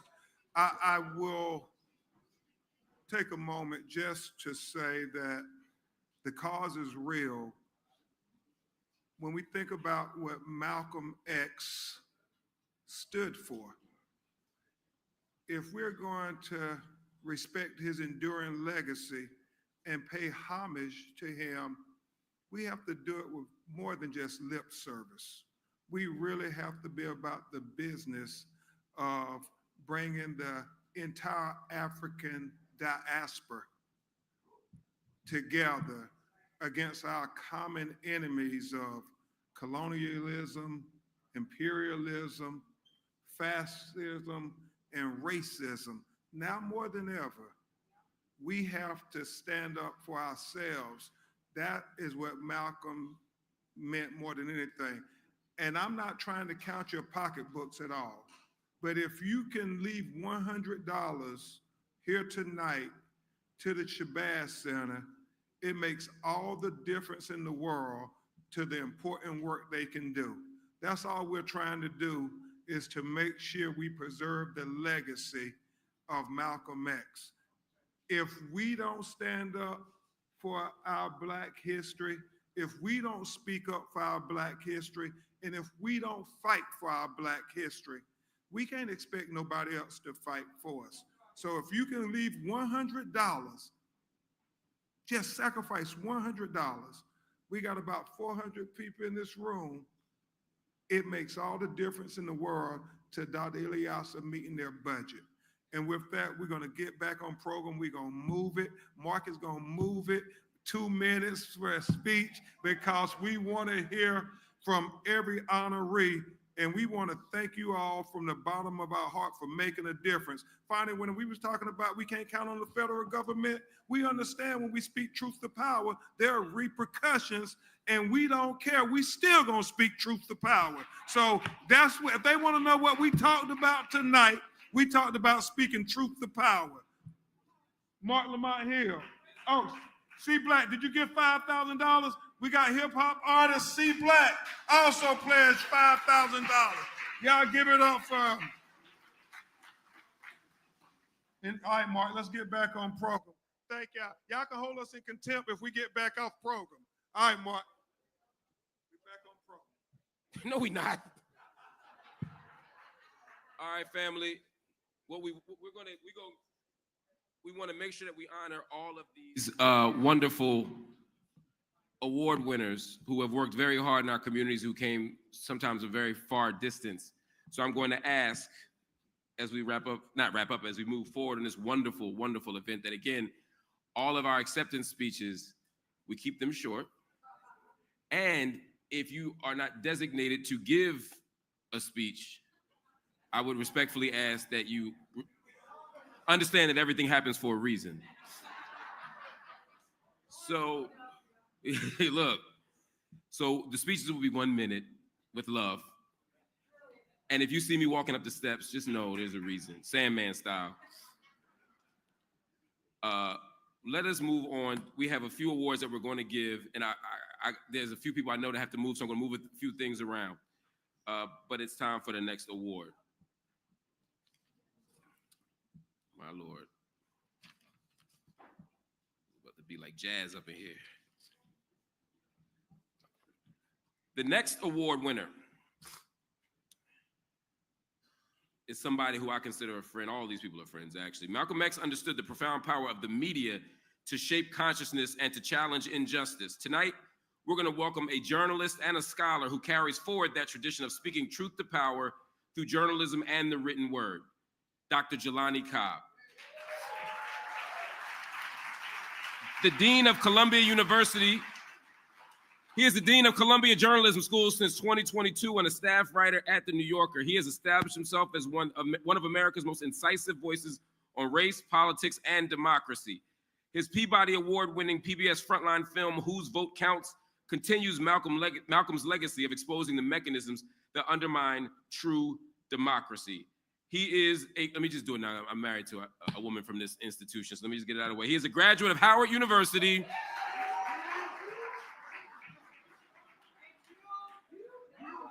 There we go.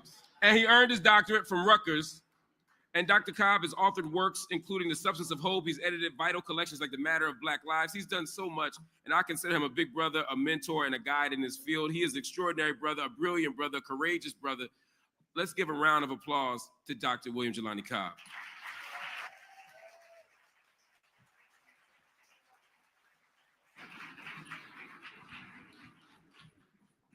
Long live Malcolm X. Long live Dr. Betty Shabazz. I'm gonna talk real quick, maybe real succinct. It's a long night up here. When I was in graduate school, I had a poster on my wall.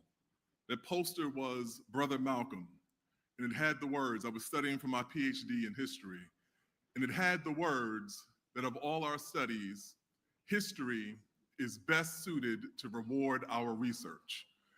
I took that as my creed, as my calling, as my marching orders, as I studied night after night because I was following Malcolm's directive. And I've lived my life trying to follow that mission that Malcolm set for us. He was many things. For me, most fundamentally, he was a teacher. And I've been a student of him for my entire life. This is my daughter, Lennox, who I brought up here because she's a trooper. It is past her bedtime, and she stuck around. She did not want to leave. She wanted to see me receive this award. And I make sure that my daughter understands where we are coming from, because she is named after Lenox Avenue. And I always say to her, what is the other name of Lenox Avenue, the fundamental name of Lenox Avenue? Malcolm X Boulevard. So I say my daughter is indirectly named after Malcolm X. Thank you all.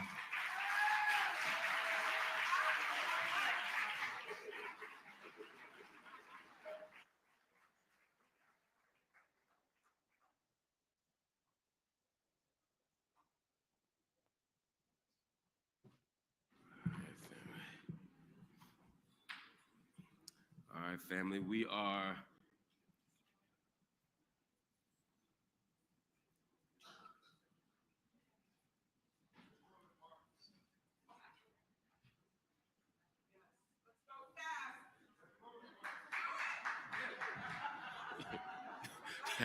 yeah, this is slow because of me. All right, family, it is time for the next award. I'm so excited to give this award to this extraordinarily talented and gifted brother. Kyrie Irving's basketball career, that's right, Kyrie Irving, that's right.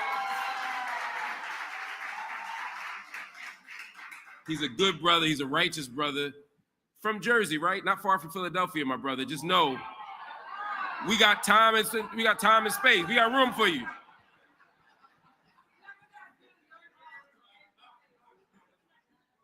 He's had spectacular achievement. He's been NBA Rookie of the Year in 2012, 8-time All-Star, 2014 NBA All-Star MVP, 3-time All-NBA selection.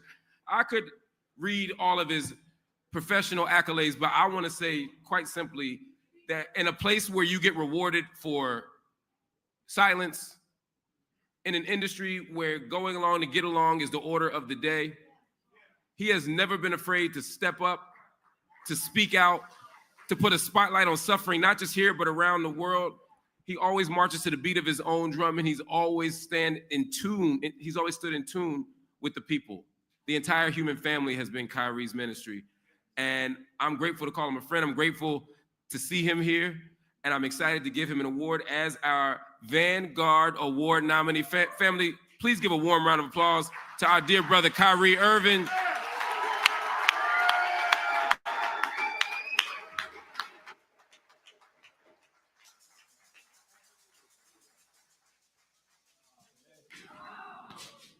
Thank you, guys. I will heed the advice and take about 45 seconds. Goodness, first off, I want to say thank you to Shabazz family for inviting me here. This is truly an honor. I'm grateful that I could be here. I have my son, Elohim, in the back, and my father, Drederick Irving, who I would not be who I am today without him in my life. So thank you. Thank you. Like I said, I'm a little nervous up here, just like I'm sure all the other recipients, but I stand here as a testimony of what faith can do for you, of what community can do for you. I'm an imperfect soul. I'm not afraid to admit that to you guys. I've been through a ton of SHIT, just like a bunch of you guys, and I've tried my best to move forward with the grace that it takes to understand where you come from while still trying to balance out how to be normal out here. So this vessel that I incarnated in on this beautiful earth, I'm grateful. I wouldn't trade my melanin for anything in the world. I love it. I love it. But I would say again, to keep this short and sweet, the greatest thing I've learned from Malcolm X is the story of reinvention, the story of starting somewhere in your life where you feel lost, you feel out of place, or your family's trying to wake you up, but you're just not ready to be woken up. I am a testimony of that as well. of being asleep for a long period of time and not knowing how to ask for help. I wish our community did a lot more to just ask for help instead of being guilty or guilt-tripped or fear-mongered to feel vulnerable, to feel like you can't do it alone. So I stand here as an example, not as an athlete at all. I don't even want to be remembered as that. I've scored a bunch of buckets, crossed a lot of people over. I'm grateful. It's happened. You know, I've had the opportunity to go against the best of the best in the world, in my field, in my industry. And I noticed something different about myself over the past few years that I want to explain to you guys. And again, in short form, Mark, okay, thank you. I went through a trial where I was reposting a lot of things on social media, and I got in trouble. And I had to deal with that accountability runway or learning about my history. And I think it was the greatest thing for me because I would not be able to stand here with pride and dignity and my spiritual integrity intact unless I went through that. So to all of you guys who have lost a parent, just like me, I lost my mother, I lost my grandmother, back-to-back years to the crack epidemic in the early 90s. And I've struggled to make relationships work in my life. I was just a kid with my little sister, or excuse me, my bigger sister. She's 14 months older than me. I call her my twin. And one thing my dad always tried to make sure we knew is if anything ever happened to him, make sure we knew how to carry forward. And I think he told us that at a very young age, because I remember I was 4 years old looking at him eye to eye. And I think he knew in that moment that I was destined for something greater than just being a reflection of him, but being a reflection of a legacy that is international. It is so beautiful to be a part of something that you can't see when you're younger, but when you get older, it reveals itself. I prayed before I came here. I meditated. I made sure that I acknowledged the fact that this doesn't happen often. So I want to ground myself in this ballroom and know that I am standing in the steps of giants that came before me. So thank you to you all. Thank you. Thank you. Thank you, guys. Thank you.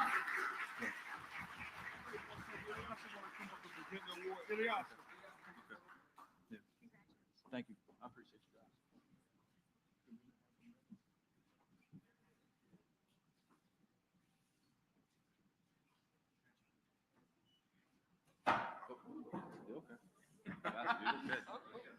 A little small, never hurt you.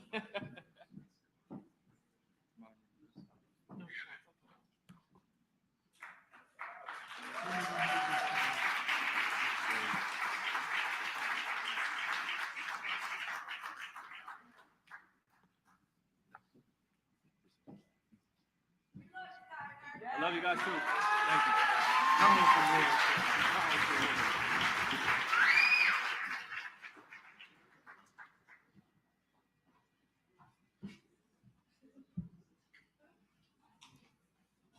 Give it up one more time for future 76er Kyrie Irving.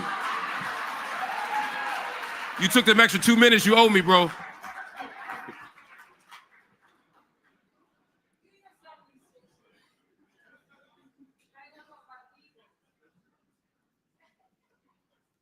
All right, next up, we want to honor another amazing journalist, one whose powerful images have documented our modern movements for justice. When we think about how Malcolm's own transformation was captured through the lens, it is befitting that we celebrate this individual who has dedicated her career to studying the profound relationship between photography and social change. Our Vanguard awardee is Lauryn Walsh. Yes. As director of the Gallatin Photojournalism Intensive at New York University and a 2023 Fulbright Specialist in Photography and Ethics, Lauryn has dedicated her career to exploring how images shape our understanding of conflict, memory, and justice. She's the author of Through the Lens, The Pandemic and Black Lives Matter, as well as Conversations on Conflict Photography. She's also the director of Lost Roles America, a national archive of photography and memory. Her global workshops on ethics, safety, and mental health for journalists extend this commitment to responsible image making, and she's currently leading the first nationwide survey on mental health among media workers in Ukraine. The work she's doing is vital, it's indispensable, and it is quite rare, and it's in the service of all of us who believe in freedom. Please give A warm round of applause to Lauryn Welsh.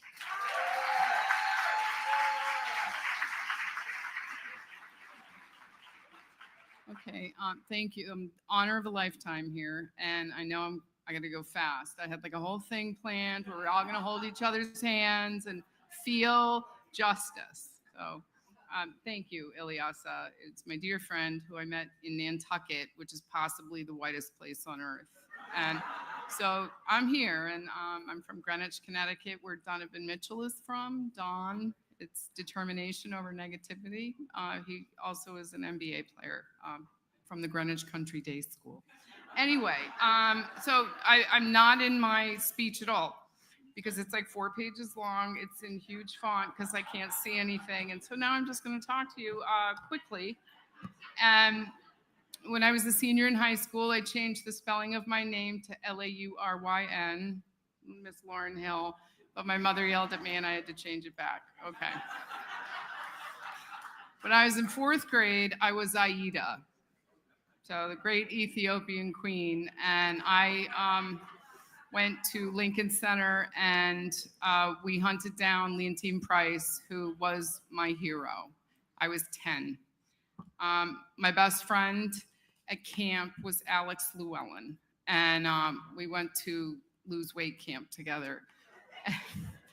And I would write home, Alex this, Alex that. And my parents came to Parents Weekend and they were so excited to meet Alex. And they were like, oh, you didn't tell us that Alex was Black. And that's because I didn't know. So I said, you did a good job, Mom and Dad. So, yeah. So I'm not here by accident, and I'm not an author. Maybe. Okay, that's Ilyasah and I are going to do a Netflix series. It's a thing. Okay, Ben Crump. I gave money last night, so don't get mad at me. Okay, it's okay. It's okay. I have been with the YWCA for 20 years, and my friend Simone is here, and she's the Director of Equity and Justice for the YWCA of Greenwich, and it is to eliminate racism, empower women with dignity and justice for all people. And that is indelible on my soul. I read the federal report. I read the executive order cover to cover, and we had to ask ourselves, are we going to turn that money down? And I said, we're turning that money down. That's right. So we're turning that money down. However, we have the benefit of being able to turn that money down, and we understand that. So not everybody has that benefit. So just keep your eyes open, keep your heart open, and if you want to live, you got to give. That's it. There's 3 colors. There's white, there's black, and there's green. Green counts. Sorry, but it does. I wish it didn't. I love you. I'll give you a copy of this because it was really good. But it was really good. But I love you for you and I were meant to know each other, and thank you. You guys are the coolest group of people ever. So you've made my dreams come true. Thank you. And the Red Cross. Give blood. I'm going to talk about the Red Cross too, because I'm going into the Red Cross, alleviate human suffering. The founder of the Red Cross, Clara Barton, was a nurse in the Civil War when women were also considered property. And she started the American Red Cross. And so I'm going into the Red Cross now. That's my new track. Doreen, Stephanie, I love you. Give blood. Sickle cell is a big, big issue in the African-American community, and we need you. We need you. Okay. Thank you. Ben Crump, you're cute. All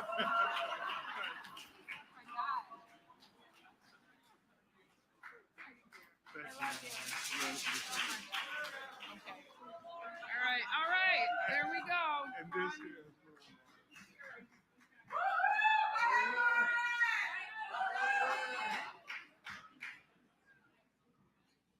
How's everybody feeling? Nope. More honorees, indeed.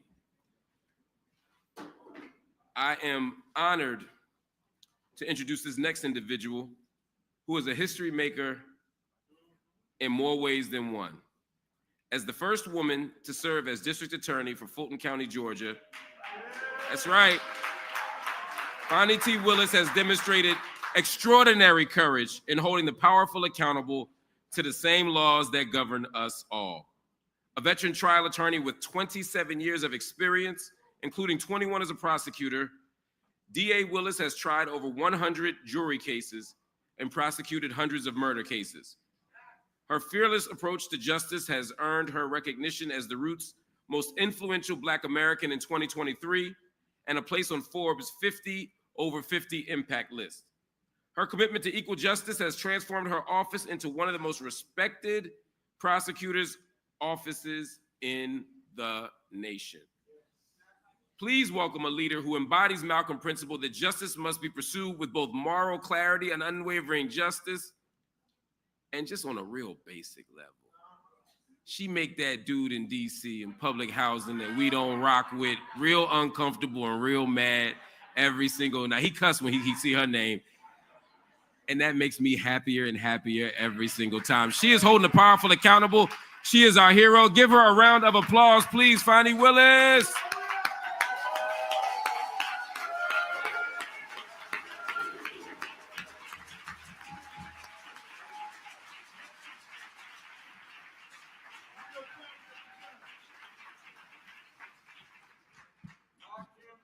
The worst person to give a mic to is a pastor and a lawyer, but I'm gonna try real hard to do that 2 minutes.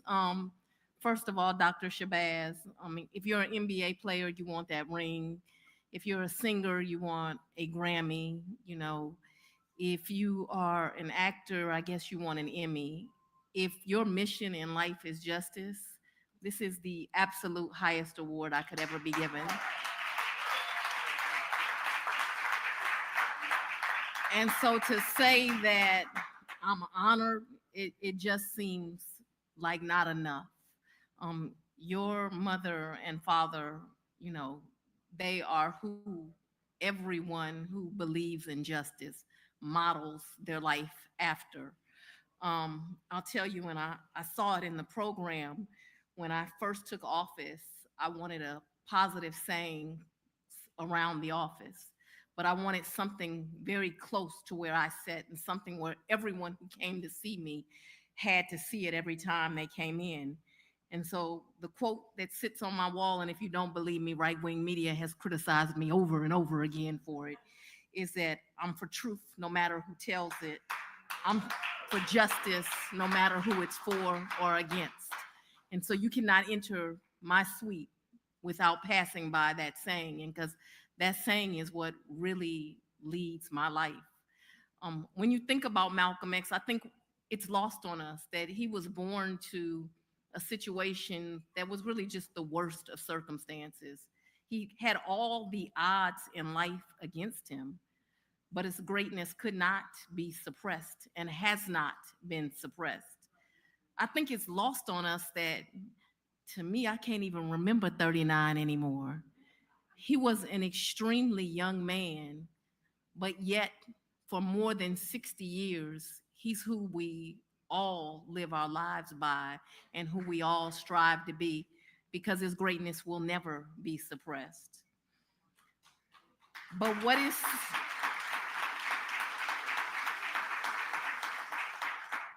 we are living in a time, if we are realistic, that fights we believed had already been won about equal justice are now being reopened.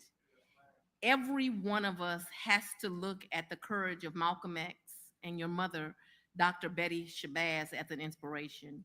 We must be able to confront those who want to stop our progress towards those ideals, no matter how powerful they are. We are living in a time where they have made equity a bad word. They want you to believe that inclusivity is something that is ugly.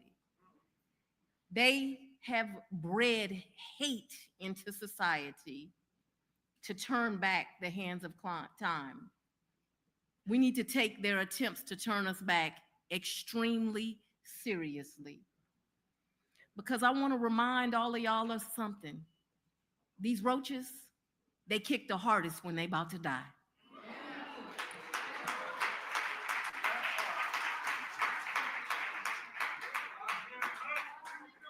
Because we live in the image of Malcolm X, the roaches are dying, and they will fail, but they will only fail if we keep our eye on the vision of your parents. And so I am very honored to be here with you this evening. Thank you for thinking of me, and to be in this class of greatness is truly the honor of a lifetime.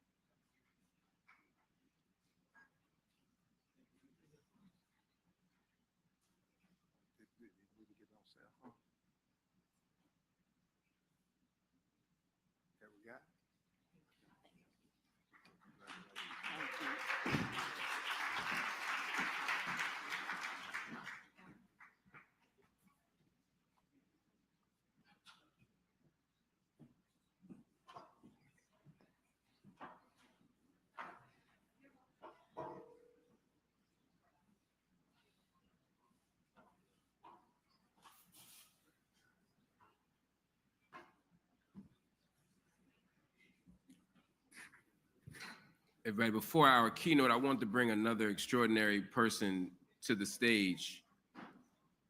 We have, I mean, from the front row to the back row, there's so many wonderful and extraordinary people who I want to acknowledge, and I wish that I could all, but right now I do want to bring to the stage the great Frederica Newton, wife of our fallen hero, Dr. Huey P. Newton, who's going to come to the stage and give us a few remarks.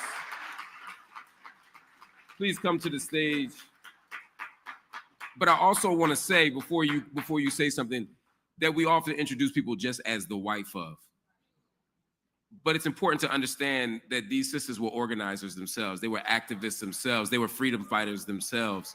And oftentimes they had to live with the legacy after their partners passed, and advanced the work, built the work, and created work, sometimes out of nothing and sometimes out of a whole lot, but it was always their work. And we want to acknowledge this sister in her own right. Once again, let's give a round of applause to Frederica Newton.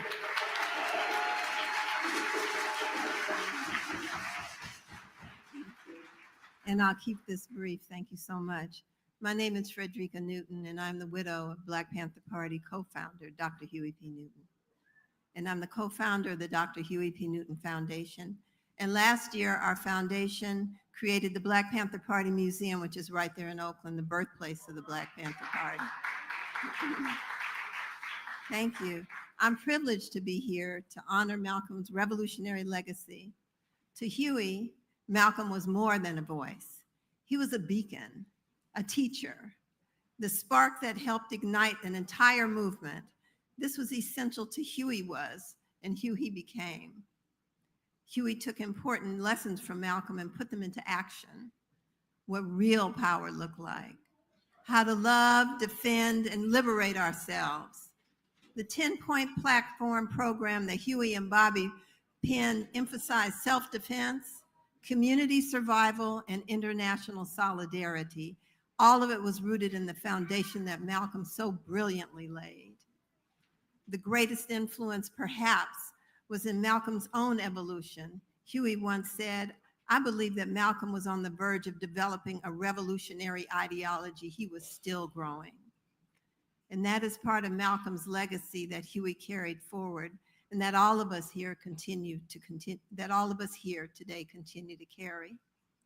The belief, the knowledge that revolution is not a fixed idea.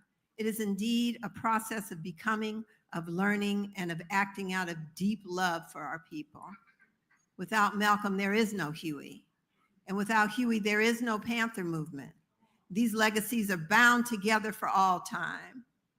Malcolm is often referenced in the pages of the Black Community News Service, a newspaper that the Black Panther Party wrote and created and published for 13 years.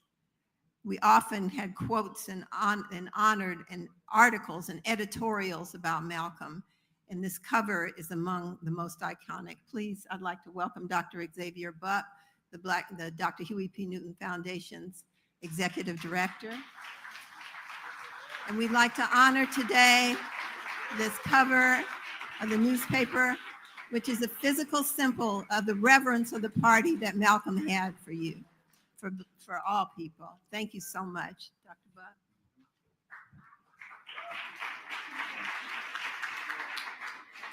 And there's two parts to this gift, Ilyasah. We have this newspaper of your father that was depicted in the Black Panther newspaper, but because we are the Dr. Huey P. Newton Foundation, that we've been doing this work since '95, we know something what it's like to preserve a legacy. Not just any legacy, one that's being attacked by the CIA, the FBI, and law enforcement agencies all over this country. We understand what it takes to preserve this kind of thing. Founding the Black Panther Party Museum was no joke. There was nothing in Oakland before 2021 that said the Black Panthers existed in Oakland aside from murals. Murals are beautiful, but they're temporary. And here we are inspired by being in this space because we know we will not be moved as a people. And so we would also, we're not Fat Joe, but we would also like to make a contribution of $1,000 directly from the Dr. Huey P. Newton Foundation.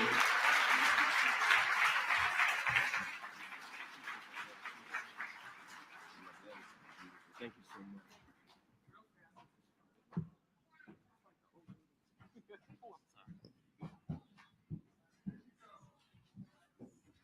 I'm not going to tell you how old this beautiful young lady is.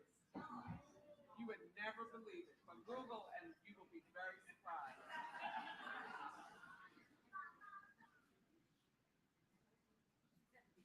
She's 73.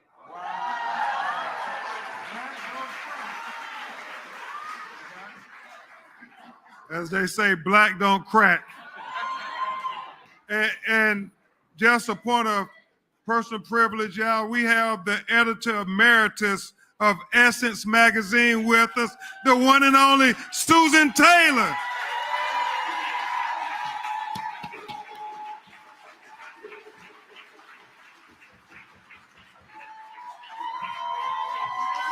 That's right, the Queen of Black America.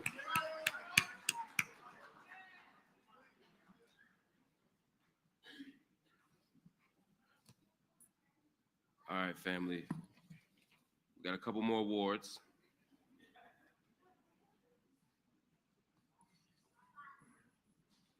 But I'd like to,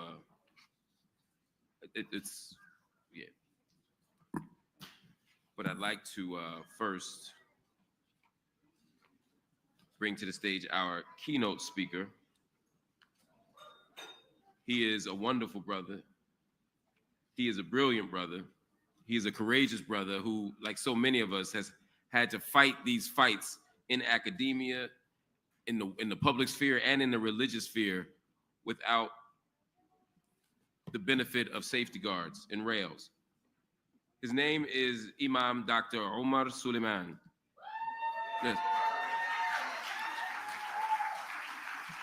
Dr. Suleiman serves as president of the Yaqeen Institute for Islamic Research and professor of Islamic Studies at Southern Methodist University.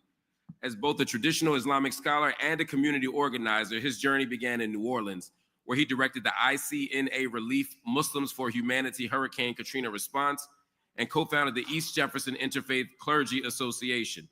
Today, as co-chair of Faith Forward Dallas at Thanksgiving Square, he continues to build multi-faith alliances that echo Malcolm's later understanding of universal brotherhood. Imam Suleiman's extensive education spanning Islamic law, accounting, Islamic finance, and political history mirrors Malcolm's emphasis on both spiritual development and practical knowledge. Through the Yaqeen Institute, he produces research that builds conviction while addressing contemporary challenges, much as Malcolm sought to connect Islamic principles to the struggles of his time. Please give a round of applause to our dear brother, our speaker, Imam Omar Suleiman.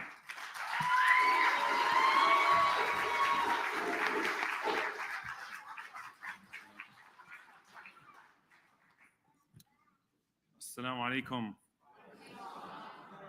Bismillah ar-Rahman ar-Rahim.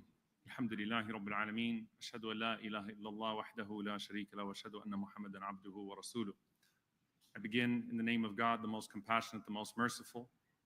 I bear witness that there's only one God, and we invoke his peace and blessings upon all of his prophets and messengers, Noah, Abraham, Moses, Jesus, Muhammad. May God send his peace and blessings upon them all. And we pray that we follow in their example and the example of the great people that have come before us and the great people that live amongst us and the great people that will follow us. Dear brothers and sisters, I told Mark that I'm going to cut down all of this to 3 minutes. So I'm going to do what I have to do first, which is thank Sister Ilyasah, thank Sister Malak, and thank the Shabazz Center for this opportunity. And I'm just going to say, in the midst of the moment that we are in right now, that what makes Malcolm special amongst so many other things, El-Hajj Malik El-Shabazz, is that he was a global voice. He was a voice for oppressed peoples everywhere. And when we live in a time of a live-streamed genocide that people refuse to look at, Malcolm did not only refuse to look away when he saw oppressed peoples, Malcolm went looking for oppressed people so that he could advocate for them.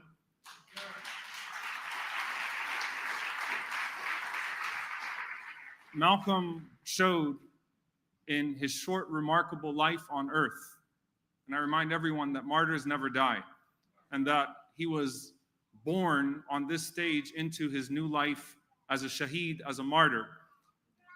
But with the short time that he had here on earth, Malcolm showed that he was too global to be Detroit, he was too great to be little, he was too defined to be X, that he was El-Hajj Malik El-Shabazz, the voice of every suffering human being on the face of the earth that he had encountered. And when Malcolm went to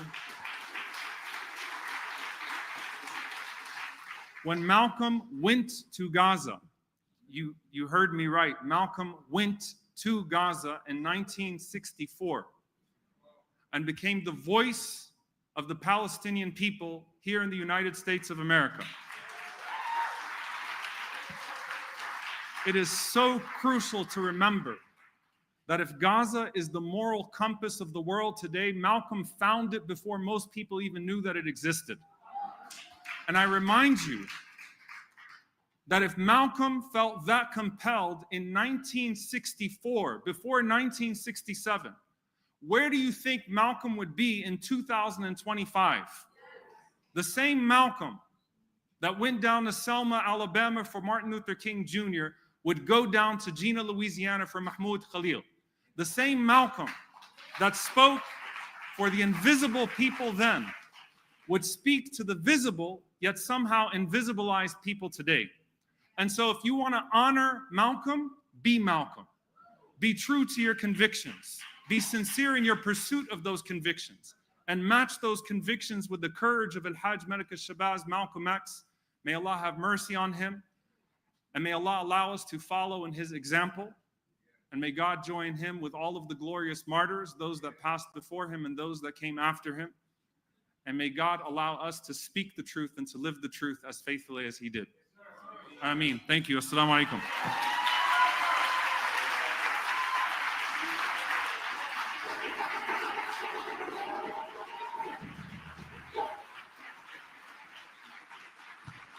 Alhamdulillah, that was a wonderful keynote.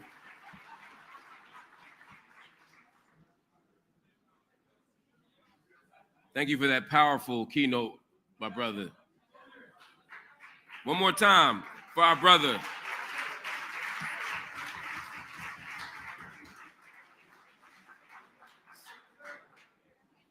All right, family, we're coming in the home stretch now.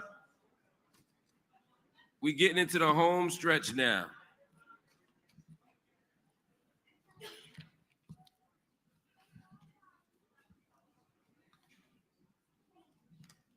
Family, it is now time for our next Vanguard Award winner.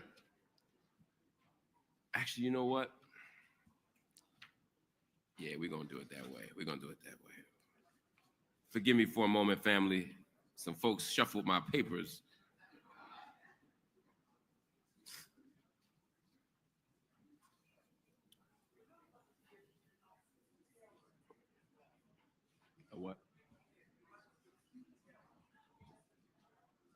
bring her up? It is time, before we get to the next Vanguard Award winner, I think it's important that we also acknowledge and bring up someone who we just shouted out in the crowd, but who really deserves a proper introduction and a proper display of gratitude from us. I'm talking about the great Susan Taylor. The thing about, come on up. The thing about Susan Taylor is that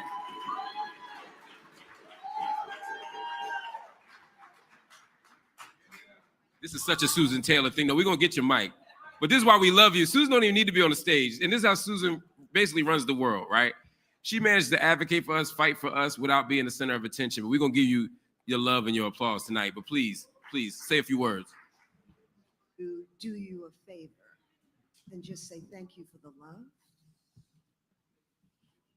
Your mother and I had a very unique and loving relationship. And your father is my hero. He is my heart, along with Marcus Garvey and Mary McLeod Bethune. So I am so honored to be here tonight. I'm going to take my seat and let the program continue. Thank you so much for the acknowledgement.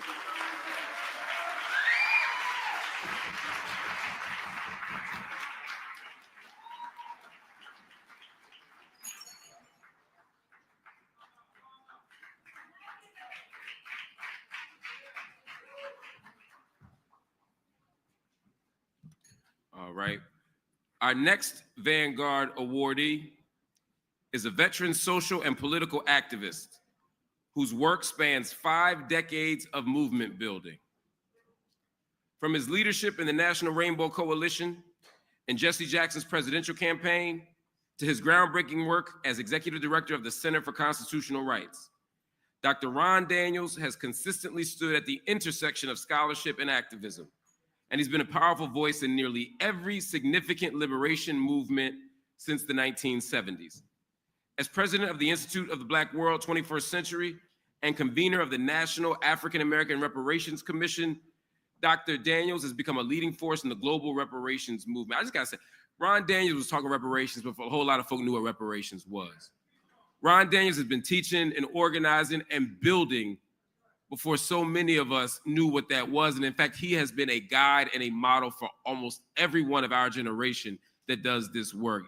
He's one of those people who does the work every day, whether he gets the headline, whether he gets the attention, whether he gets the praise or not. Ron Daniels rolls up his sleeves and makes the work happen. And if you ain't doing that, he's gonna tell you to get out the way. He's gonna hold you accountable or tell you to get out the way. But at the end of the day, Ron Daniels is committed to loving Black people, affirming Black people, and honoring the legacy and tradition of Malcolm X and Betty Shabazz. So please give a round of applause to Dr. Ron Daniels.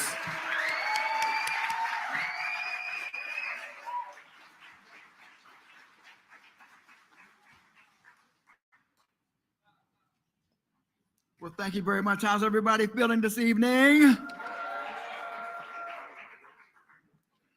Well, I don't usually write things down, but they said 2 minutes, so I didn't have 4 pages. I just got a few words to say. Well, first of all, want to just recognize my wife and partner, Mary France Daniels, and my daughter who are with me. Stand up, let them see you. And I want to quickly unite with the words of our beloved dear sister who got the Vanguard Award before me. And I want to say, Vanguard, for all the recipients, just congratulations. But she mentioned the fact of how special this is. And so I want to say that I've received numerous awards during the course of my life's work. And I just turned 38. It's the Benjamin Button effect. Reverse the letters and you know how old I am.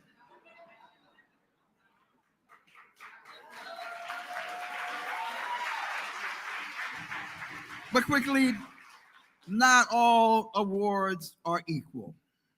This award is very special to me because of my lifelong dedication to uplifting the vision, mission, and work of one of the greatest freedom fighters the African world has ever produced, Malcolm X. 35 years ago, Sister Ilyasah and Sister Malak, you may have forgotten, but we spearheaded a Pan-African initiative called 1990, the year of Malcolm X.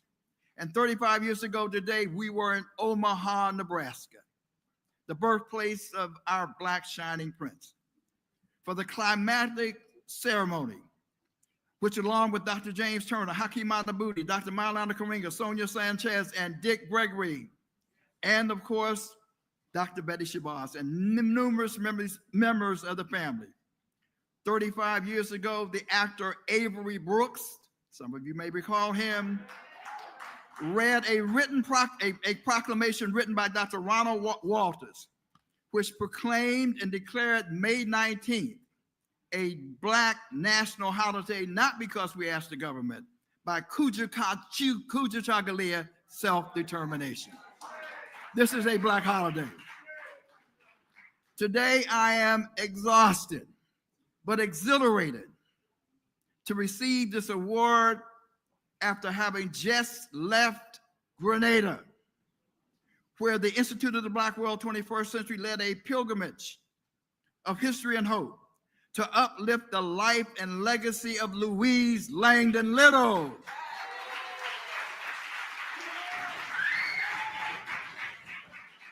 On the very site where she was born, the very site. And I'm honored to report that that pilgrimage was a spectacular success that concluded with a historic ceremony this past Saturday in the village of the Dig, where Dr. Julius Garvey, the son of the Honorable Marcus Mosiah Garvey, delivered a powerful and inspirational address. So I'm saying that I'm delighted to report to the family, mission accomplished. And I say that on behalf of all Malcolm lovers. And I just want to evoke the name of somebody who used the term Malcolm lover. Some of you may have forgotten him, Preston Wilcox. Preston Wilcox was a humble man he had a whole section of work called Malcolm X Lovers. So the mission is accomplished. And so we say, a luta continua. It is in that spirit and with profound appreciation that I accept this award.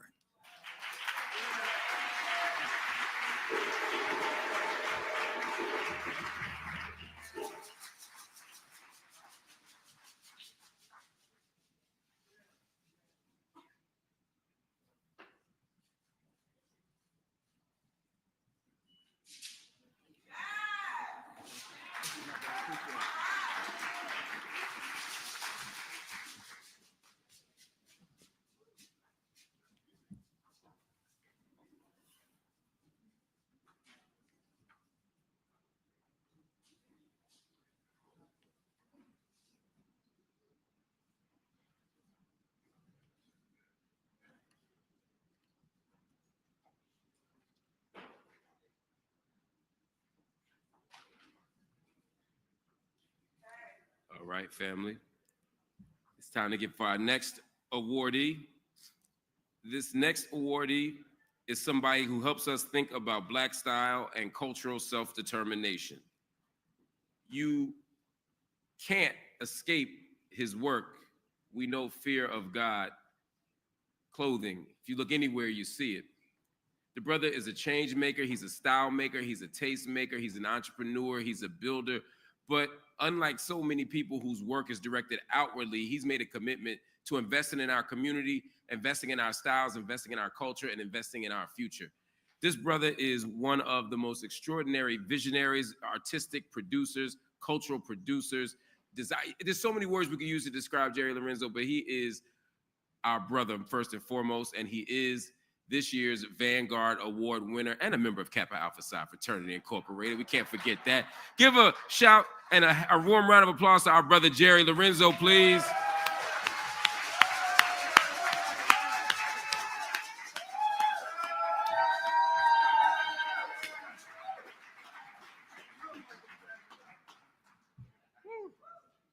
Well, I'm nervous. How y'all doing? Man. Whew. All right. Thank you, Ilyasah. To be recognized by us is always the highest honor, but to be recognized by the legacy of the best of us, the essence of our culture, Mr. Malcolm X and the Shabazz Center, is beyond words. Quickly, I want to acknowledge my father, who was here, former big league manager of the New York Mets and manager of the year with the Chicago White Sox, Jerry Manuel, who managed baseball games beyond strategy and led his teams with the principles of Martin, Malcolm, and Gandhi. He showed me you can move men and industries with simple truth. I love you, Dad. By any means necessary may be one of the most Christ-like expressions ever spoken. I didn't fully understand its depth until I became a parent, when I learned what unconditional love truly means. A love so committed, so unwavering, that it will find a way, any way, to uplift and protect our people. As I stand here, imperfect yet present, I do so as an extension of Malcolm's legacy. I am here because of love, a love that refuses to be passive, that demands movement, and that shows up in whatever form is needed. For me, the platform has been fashion, creating a language through materials that helps our people see their worth, their power, their purpose in this world. It's simply fabric and form. But in the eternal realm, it becomes a medium of liberation, a way to spark imagination, restore pride, and on my best day, mentally free the next generation to believe in what's possible. Each of us carries something, a gift, a platform, a presence. You don't need a podium or a title to move people. You just need purpose and the courage to live in it. I pray we all find our means, our calling, our purpose, commit to it, use it with love, with intention, by any means necessary. Thank you.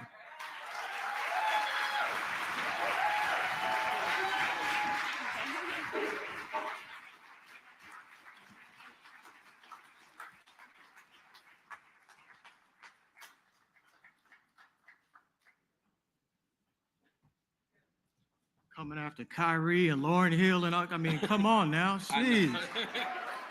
And you still held it down, bro.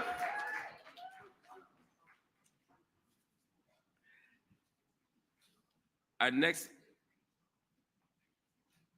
awardee is somebody who also helps us understand style and culture. One aspect of Malcolm X's legacy that too often gets overlooked is his style. With his dark suits and iconic brow-line glasses, Brother Malcolm had a great natural flair for fashion.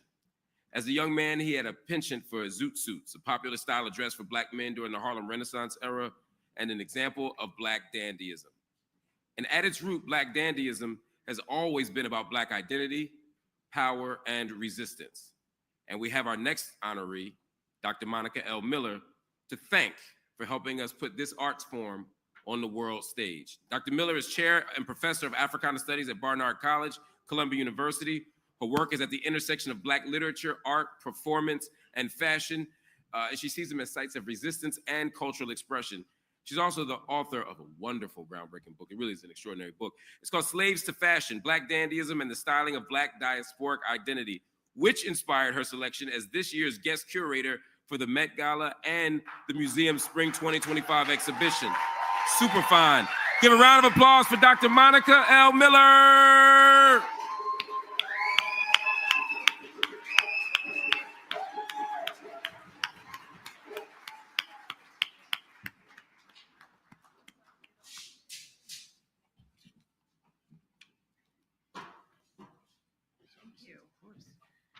Good evening, everyone. Thank you so much. As Jerry was saying, you know, being up here after all of the people who've been here before is a little intimidating, and I wasn't nervous at the beginning of this evening, but I am now. Anyway, happy birthday, Malcolm X. I'm so honored to be here at the Malcolm X and Betty Shabazz Center, and I would to thank Ilyasah and her family and the whole organization for this invitation. It is a real, as everyone has expressed, an honor of a lifetime to receive this award. What does Malcolm X mean to me? The question was part of the brief to honorees tonight, and I will admit that I found this question difficult to answer. I think for many of us, there is too much to say.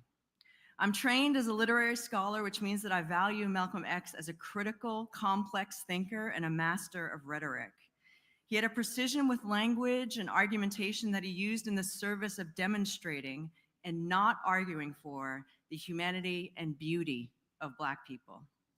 His conviction was unquestioned, and like Zora Neale Hurston, he was also a charmer with words. He lived within and spoke from a place of what she called undiminished Blackness.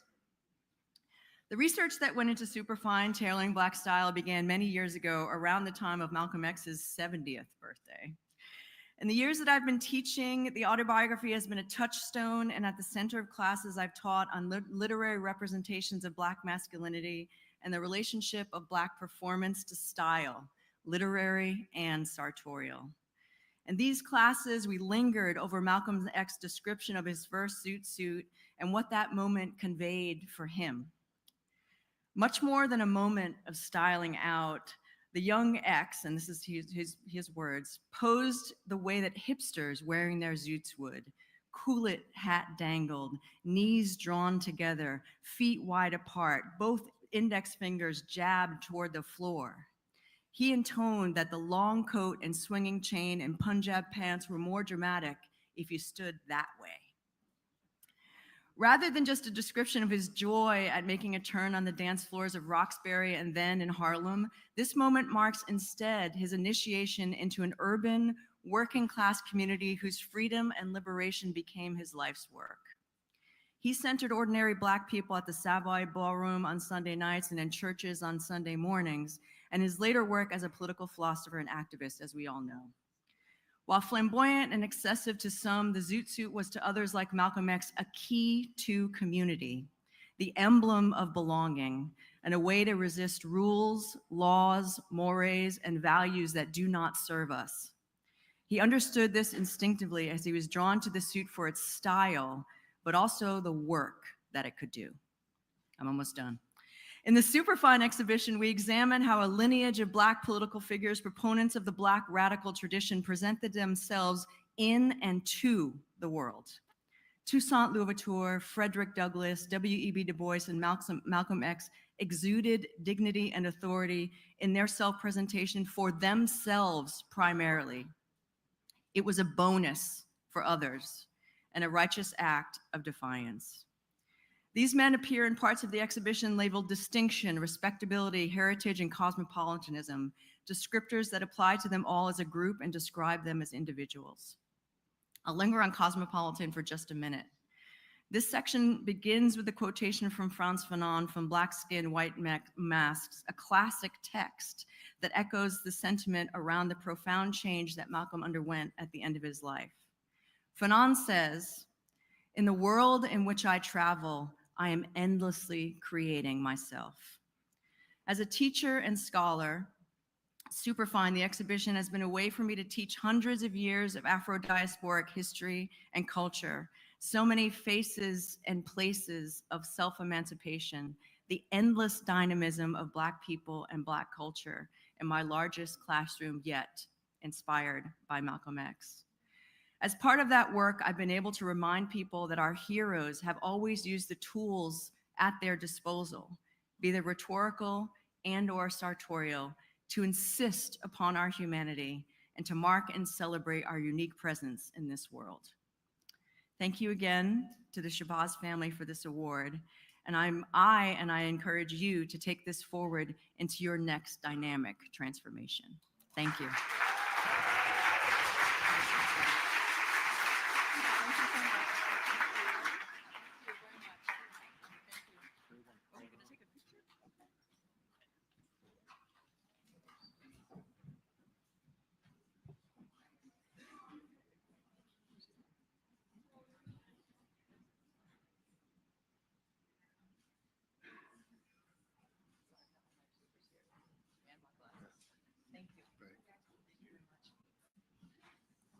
Another round of applause.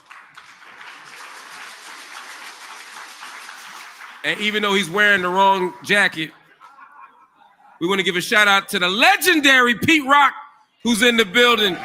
One of the greatest producers of all time.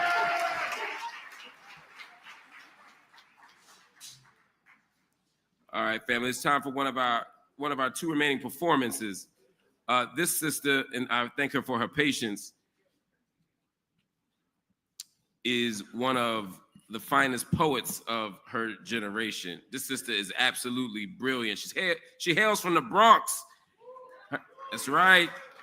Her name is Lyrical Faith, and she is an educator, an activist, a spoken word poet, and she's also the 3-time Women of the World Poetry Slam finalist. She's an inaugural Bronx Poet Laureate finalist, a 2-time recipient of the Bronx Council on the Arts Brio Award, a 2015 Syracuse Poet of the Year. Her accolades go on and on and on. You've seen her and Right About Now, the Apollo Theater, HuffPost Black Voices, all the places. And through her poetry, she strives to inspire, to educate, and to advocate for intersectional and institutional issues by merging the arts and activism. Please give a big round of applause to our sister, Lyrical Faith.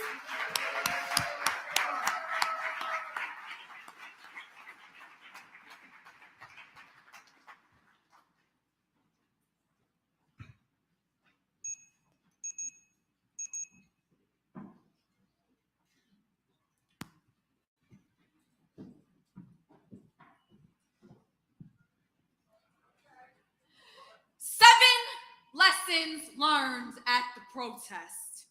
1, let the white people get in front. We know y'all wanted to be invited to the cookout, and praise God, this is the cookout. Can't you see the fire ablaze in the distance? Don't you smell the brown meat grilling, hot, angry from years of being burned in the freezer? Damn right. This ain't a democracy unless you icing down with me, so yeah, allow your white shield to cover me like a picnic of guilty tears. It's the least you can do after showing up early and bringing nothing for decades. 2, Malcolm X said, the most disrespected person in America is the Black woman. So when a Black woman dies and there is no camera around to record, does it even make a tragedy? It's been over 5 years and still no justice for the murder of Breonna Taylor, Rakia Boyd, Sandra Bland. The signs at the rallies all read America's quarterbacks of martyrdom while you gather in these streets to demand a play-by-play for equality. Please do not forget the soil that planted every seed. 3, it'll take a lot out of you. By the end of 7 miles, you will rattle in your bones. You will know what our ancestors meant by a long trek to freedom. And how do I live knowing my footsteps are just rehearsal to the performance of my eulogy? 4, the Birmingham movement lasted 37 days. The freedom rides lasted 7 months. The Greensboro sit-ins were 6 months. The Montgomery bus boycott was 381 days. Quit asking us when we will stop marching. We will stop marching when this country stops lynching us. 5, Malcolm X said, if you don't stand for something, you will fall for. So let us stand for the soundtrack like Kendrick Lamar's All Right, NWA's F the Police, YG and Nipsey Hussle's F Donald Trump. The soundtrack is Nut If You Buck, Tupac's Keep Your Head Up, and for the Saints, Tasha Cobb's Break Every Chain. Revolution by Kirk Franklin, and we're gonna praise while we dance in these streets. Shout Negro spirituals to the top of our lungs and demand they put some respect on our peace. 6, come prepared. Bring milk for the tear gas. Bring a thick shed of skin for the rubber bullets. Bring a pair of shoes you do not mind creasing. Move like your body is on fire. So instead of the precinct or the cop car, it was actually just every breath you ever took, Dragon Ball its way up your throats and out onto the threatening. We told you, this is the cookout. How could you not expect for there to be flames? 7, you wanted an invite so bad, right? Well, here it is. Don't walk up empty-handed and then expect us to still fix you a plate.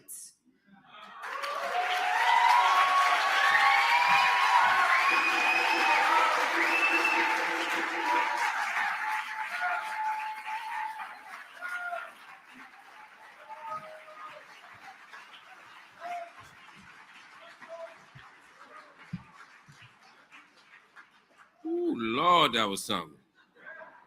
Give her another round of applause, please.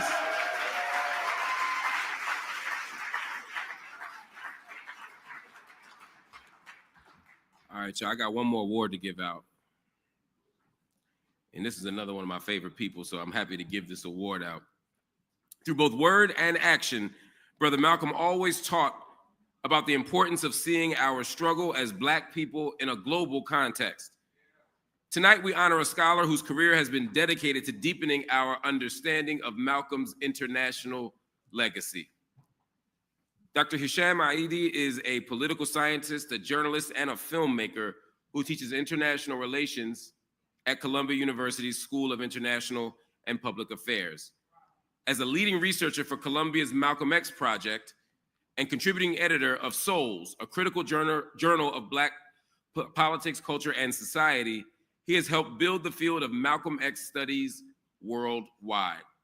A recipient of the American Book Award, the Hip Hop Scholar Award, and the Carnegie Scholar Award, Dr. Aidi's documentary, Malcolm X and the Sudanese, highlights the deep imprint that Sudan and Sudanese people left on Malcolm and his activism. Currently serving as academic advisor to the Malcolm X and Betty Shabazz Memorial and Educational Center, Dr. Aidi helped develop the new exhibit on global Malcolm X that illuminates his enduring worldwide influence. Please join us in honoring Dr. Hisham Aidi. Thank you.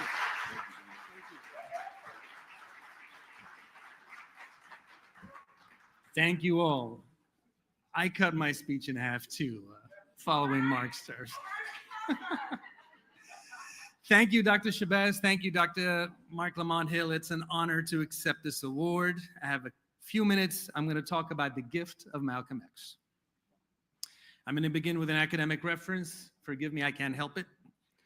130 years ago, in 1897, the American sociologist W.E.B. Du Bois observed that African Americans have a great message for humanity and will offer the world a conception of freedom that will rival the Greek or French idea of liberty. And that message will be conveyed through the gift of art, more precisely through the Black Americans' magnificent art impulse. I think often of this quote and of Malcolm X as the embodiment of this gift. El-Hajj Malik El-Shabazz brings a great message. He brings art, his life as a text that keeps on giving. I returned just a few days ago from overseas. Wherever I go, I meet people who are inspired by Malcolm X, who study his life, who study his thought. They can't believe I live just around the block from the Shabazz Center. What? Could you say hello to everyone?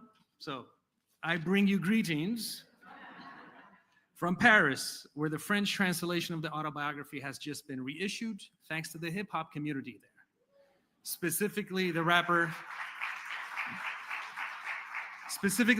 This Is La Peste. This Is La Peste. The French translation that had been circulating since the 1980s was redacted for some reason. I bring you greetings from Cairo, Egypt, where the Contemporary Image Collective has a beautiful exhibit called The Crossroads of 1964 about Malcolm's time in Cairo and about the liberation movements that were then based in the Egyptian capital.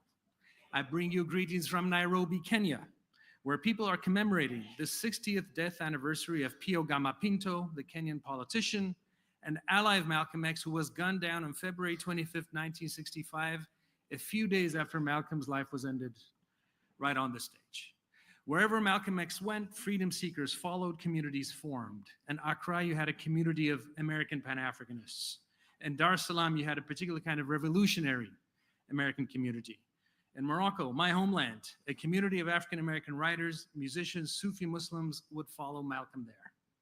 People such as the late Luqman Abdul Hakim, Malcolm X's driver, the man who introduced Malcolm to Fidel Castro, lived in Casablanca for decades, where he ran an Aikido gym. The legendary journalist and longtime editor of the Amsterdam News, Herb Boyd. Where's Herb? Herb should be here. Herb Boyd drove down from his base, from the base where he was stationed in Frankfurt, all the way down to Tangier, Morocco, to meet Malcolm, right? So I grew up in that community, and my first English teacher was an African-American Muslim, Mrs. Bilkis. When I moved to New York as a teenager in the late 1900s, shall we say, jazz musician Randy Weston, who had lived in Morocco for decades, Said, you're at Columbia? Go uptown. Go see Gil Noble, the host of Like It Is. Talk to Alambe Braff, who had a show called African Kaleidoscope. We love Alambe. And I ended up coming to the Shabazz Center 30 years ago. We were all connected because of Malcolm X, that far-flung community, that space he created for us, as Kyrie mentioned.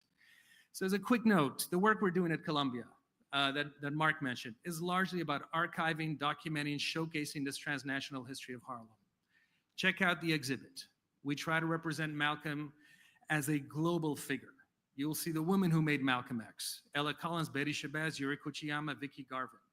In the exhibit, you'll see Malcolm X, the way he connected and engaged with the struggles in Ghana, Gaza, Zanzibar, Nigeria. You'll see the movements that Malcolm inspired around the world in the mid-60s, and then 40, 50 years later in the 2010s. Skipping. And I'll just say that wherever you get an interest in Malcolm X, you have an interest in Malcolm X around the world. Wherever you have an interest in Malcolm X in the autobiography, there will be efforts to ban the autobiography. That's just, most notoriously, it's apartheid South Africa that banned the autobiography, but also in the US in the early 2000s, policymakers were talking about this text as a dangerous text. We heard calls to ban the autobiography during the Floyd protests. We're going through such a moment right now. The autobiography, for some reason, is banned in prisons in North Carolina right now, right? And yet this book continues to inspire in the most repressive spaces, favelas, ghettos, prisons, among the most disenfranchised. Malcolm's great message resonates. To youth around the world, Malcolm X represents justice, protest, literacy, sovereignty, but also transcendence. I refuse the borders that you've drawn around me. And I think that's what most unsettles the powers that be, the internationalism, right? A final word about Columbia, since we're at Columbia and we've been in the news.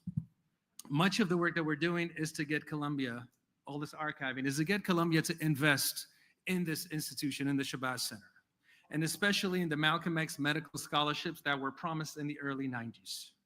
But as you know, the university's top brass right now are too busy in containing protests to discuss Malcolm X's legacy, especially since the protests invoke Malcolm's words. But Malcolm X's imprint is all over Columbia. He's at the heart of the university's tradition of protest. The last speech that Malcolm X gave was at Barnard College. There's a plaque now commemorating the speech. That speech in February 18, 1965 would make quite an impression on a young Complet professor by the name of Edward Said, who would go on to become a lifelong Malcolmite. This is mentioned in Dr. Shabazz and her Boyd's book. Malcolm X's close aide, Abdul Razak, went to Columbia. He studied at the East Asia Institute and became fluent in Japanese. Our friend Aisha Al-Adawiya, a close friend of the Shabazz family, was an organizer on campus for 50 years. In 1968, when students took over Hamilton Hall, the same hall protesters took over last year, they called it Malcolm X Liberation College. And the NYPD squad that cleared out the protesters in '68 was headed by Detective Sanford Garlick, who was investigating the assassination of Malcolm X. Thank you. You left to save the academic for last. Thank you all. Malcolm lives. Thank you.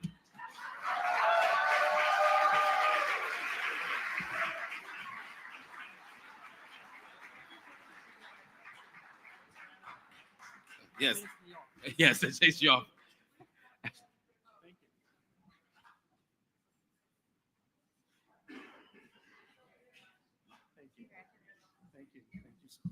No, you good, brother.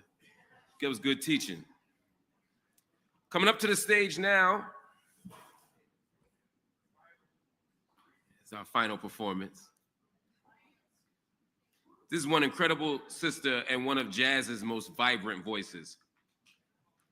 India Owens is a Detroit-raised bassist, composer, and recording artist.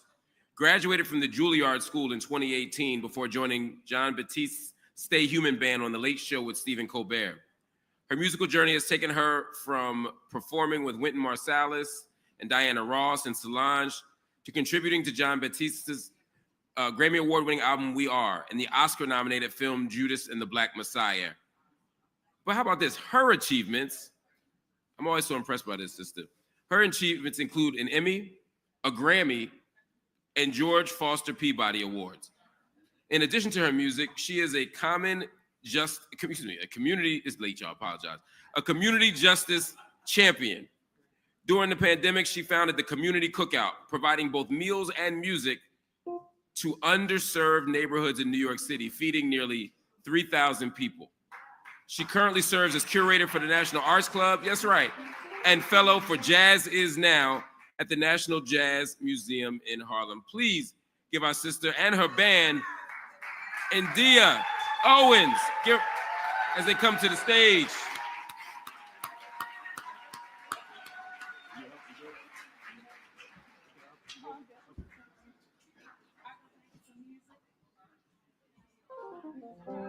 Thank you so much.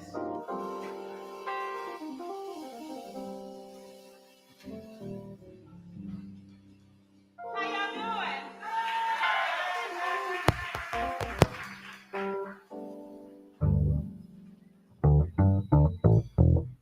So we're gonna celebrate the life of the great Malcolm X.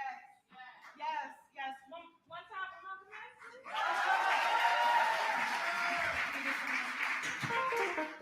Being born and raised in Detroit. Detroit, anybody from Detroit? We always looked up to Malcolm X as great inspiration. So we're gonna do this first song just to celebrate life. And this is entitled Feel Good. This is an original composition of mine. And we hope you enjoy.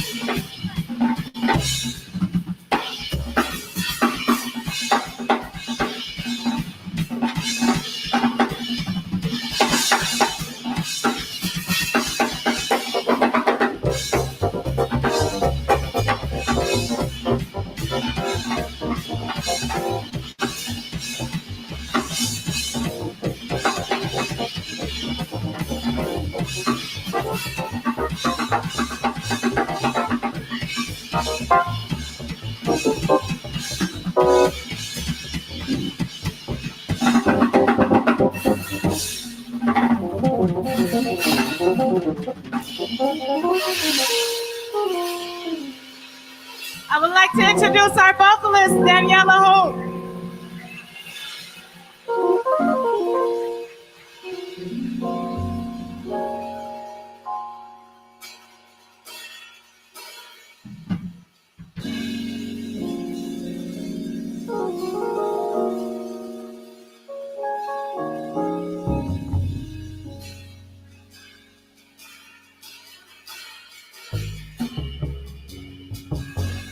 Hang on to the world as it spins around.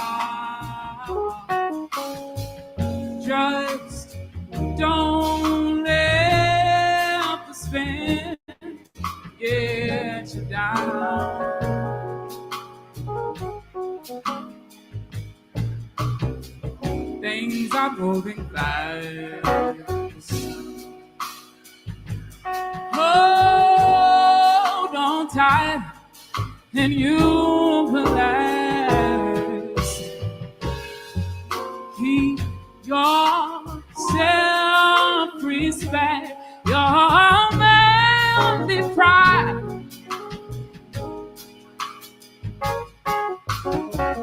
Get yourself in gear if you're stride. Never mind your fears.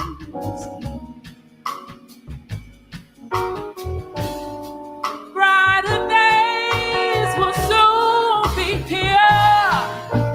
Take it from me, someday we'll all be free.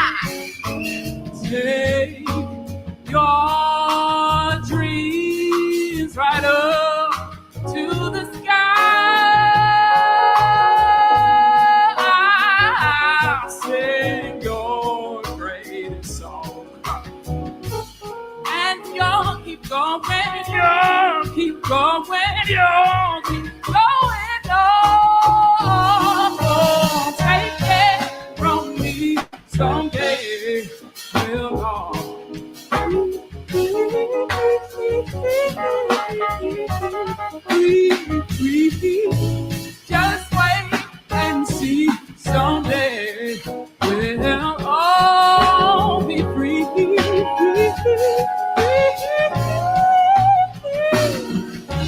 Just wait and see, someday, someday, someday, someday, someday.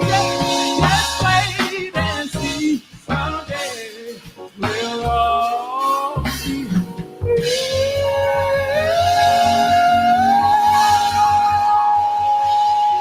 Daniela Holt on vocals, Echo Ida Sandoval on piano, Joe Dyson on drums.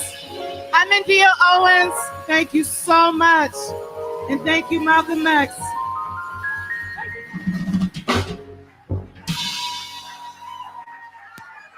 Thank you.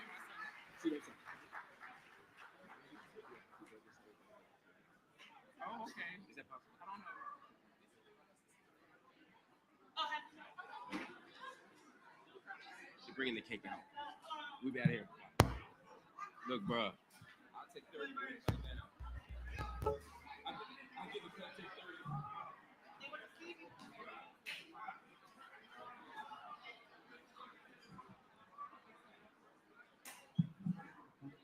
Everybody, what? Oh. Everybody, we have a beautiful, beautiful, I know the night is getting long and we about to head on out of here, but we got a beautiful cake in honor of Malcolm X that I want you all to look at and see as we say our goodbyes. But look at this beautiful, beautiful cake. 100 years, y'all. 100 years of Malcolm X. 100 years of this beautiful legacy.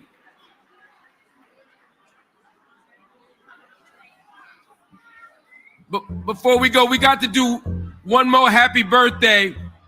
And now I can sing or y'all can sing. What y'all want? You know what? I'm gonna let y'all do it this time. I'll do the next 100. Yeah. Let's do the black one.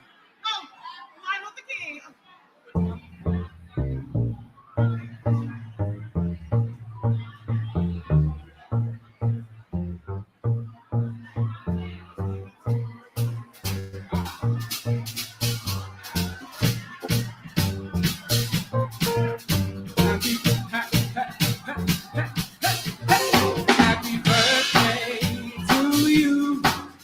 Happy birthday to you. Happy birthday, happy birthday, happy birthday to you. Happy birthday to you. Happy birthday to you. Happy birthday, happy birthday, happy birthday to you. We wish you many more. Happy, happy, happy, happy, happy, happy, happy birthday.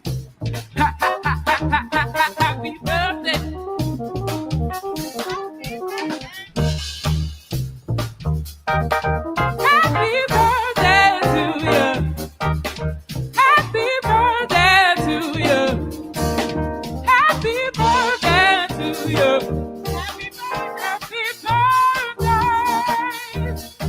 Happy birthday to you. Happy birthday to you. Happy birthday.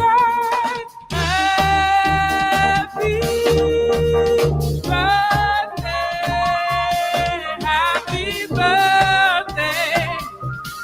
Happy birthday. Happy birthday. Happy birthday. Happy birthday. Happy birthday. Happy birthday to you. Happy birthday to you. Happy birthday. Happy birthday to you. Happy birthday to you. Happy birthday.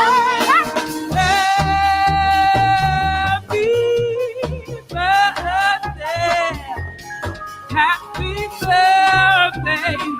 Happy birthday. Happy birthday.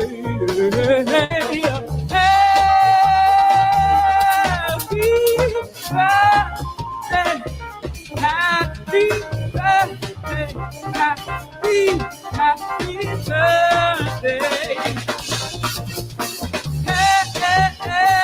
birthday. Happy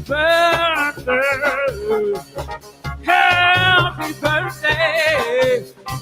Happy birthday. Happy birthday.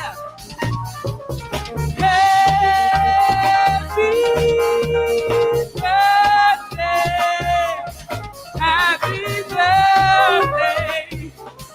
Happy birthday. Happy birthday to you. Happy birthday to you. Happy birthday. Happy birthday to you. Happy birthday to you. Happy birthday. Happy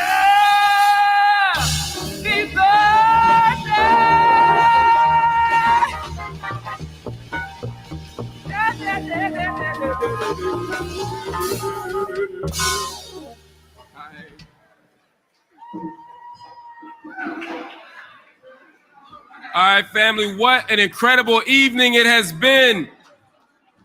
celebrating these powerful leaders. I want to give our thanks and congratulations one more time to the Vanguard awardees. Can we do that, please? We also, again, want to thank and acknowledge our amazing performers, our guest speakers. Show them some love, too, one more time. All right, family, we have officially reached the end of tonight's program. Y'all not listening to me, and that's fine.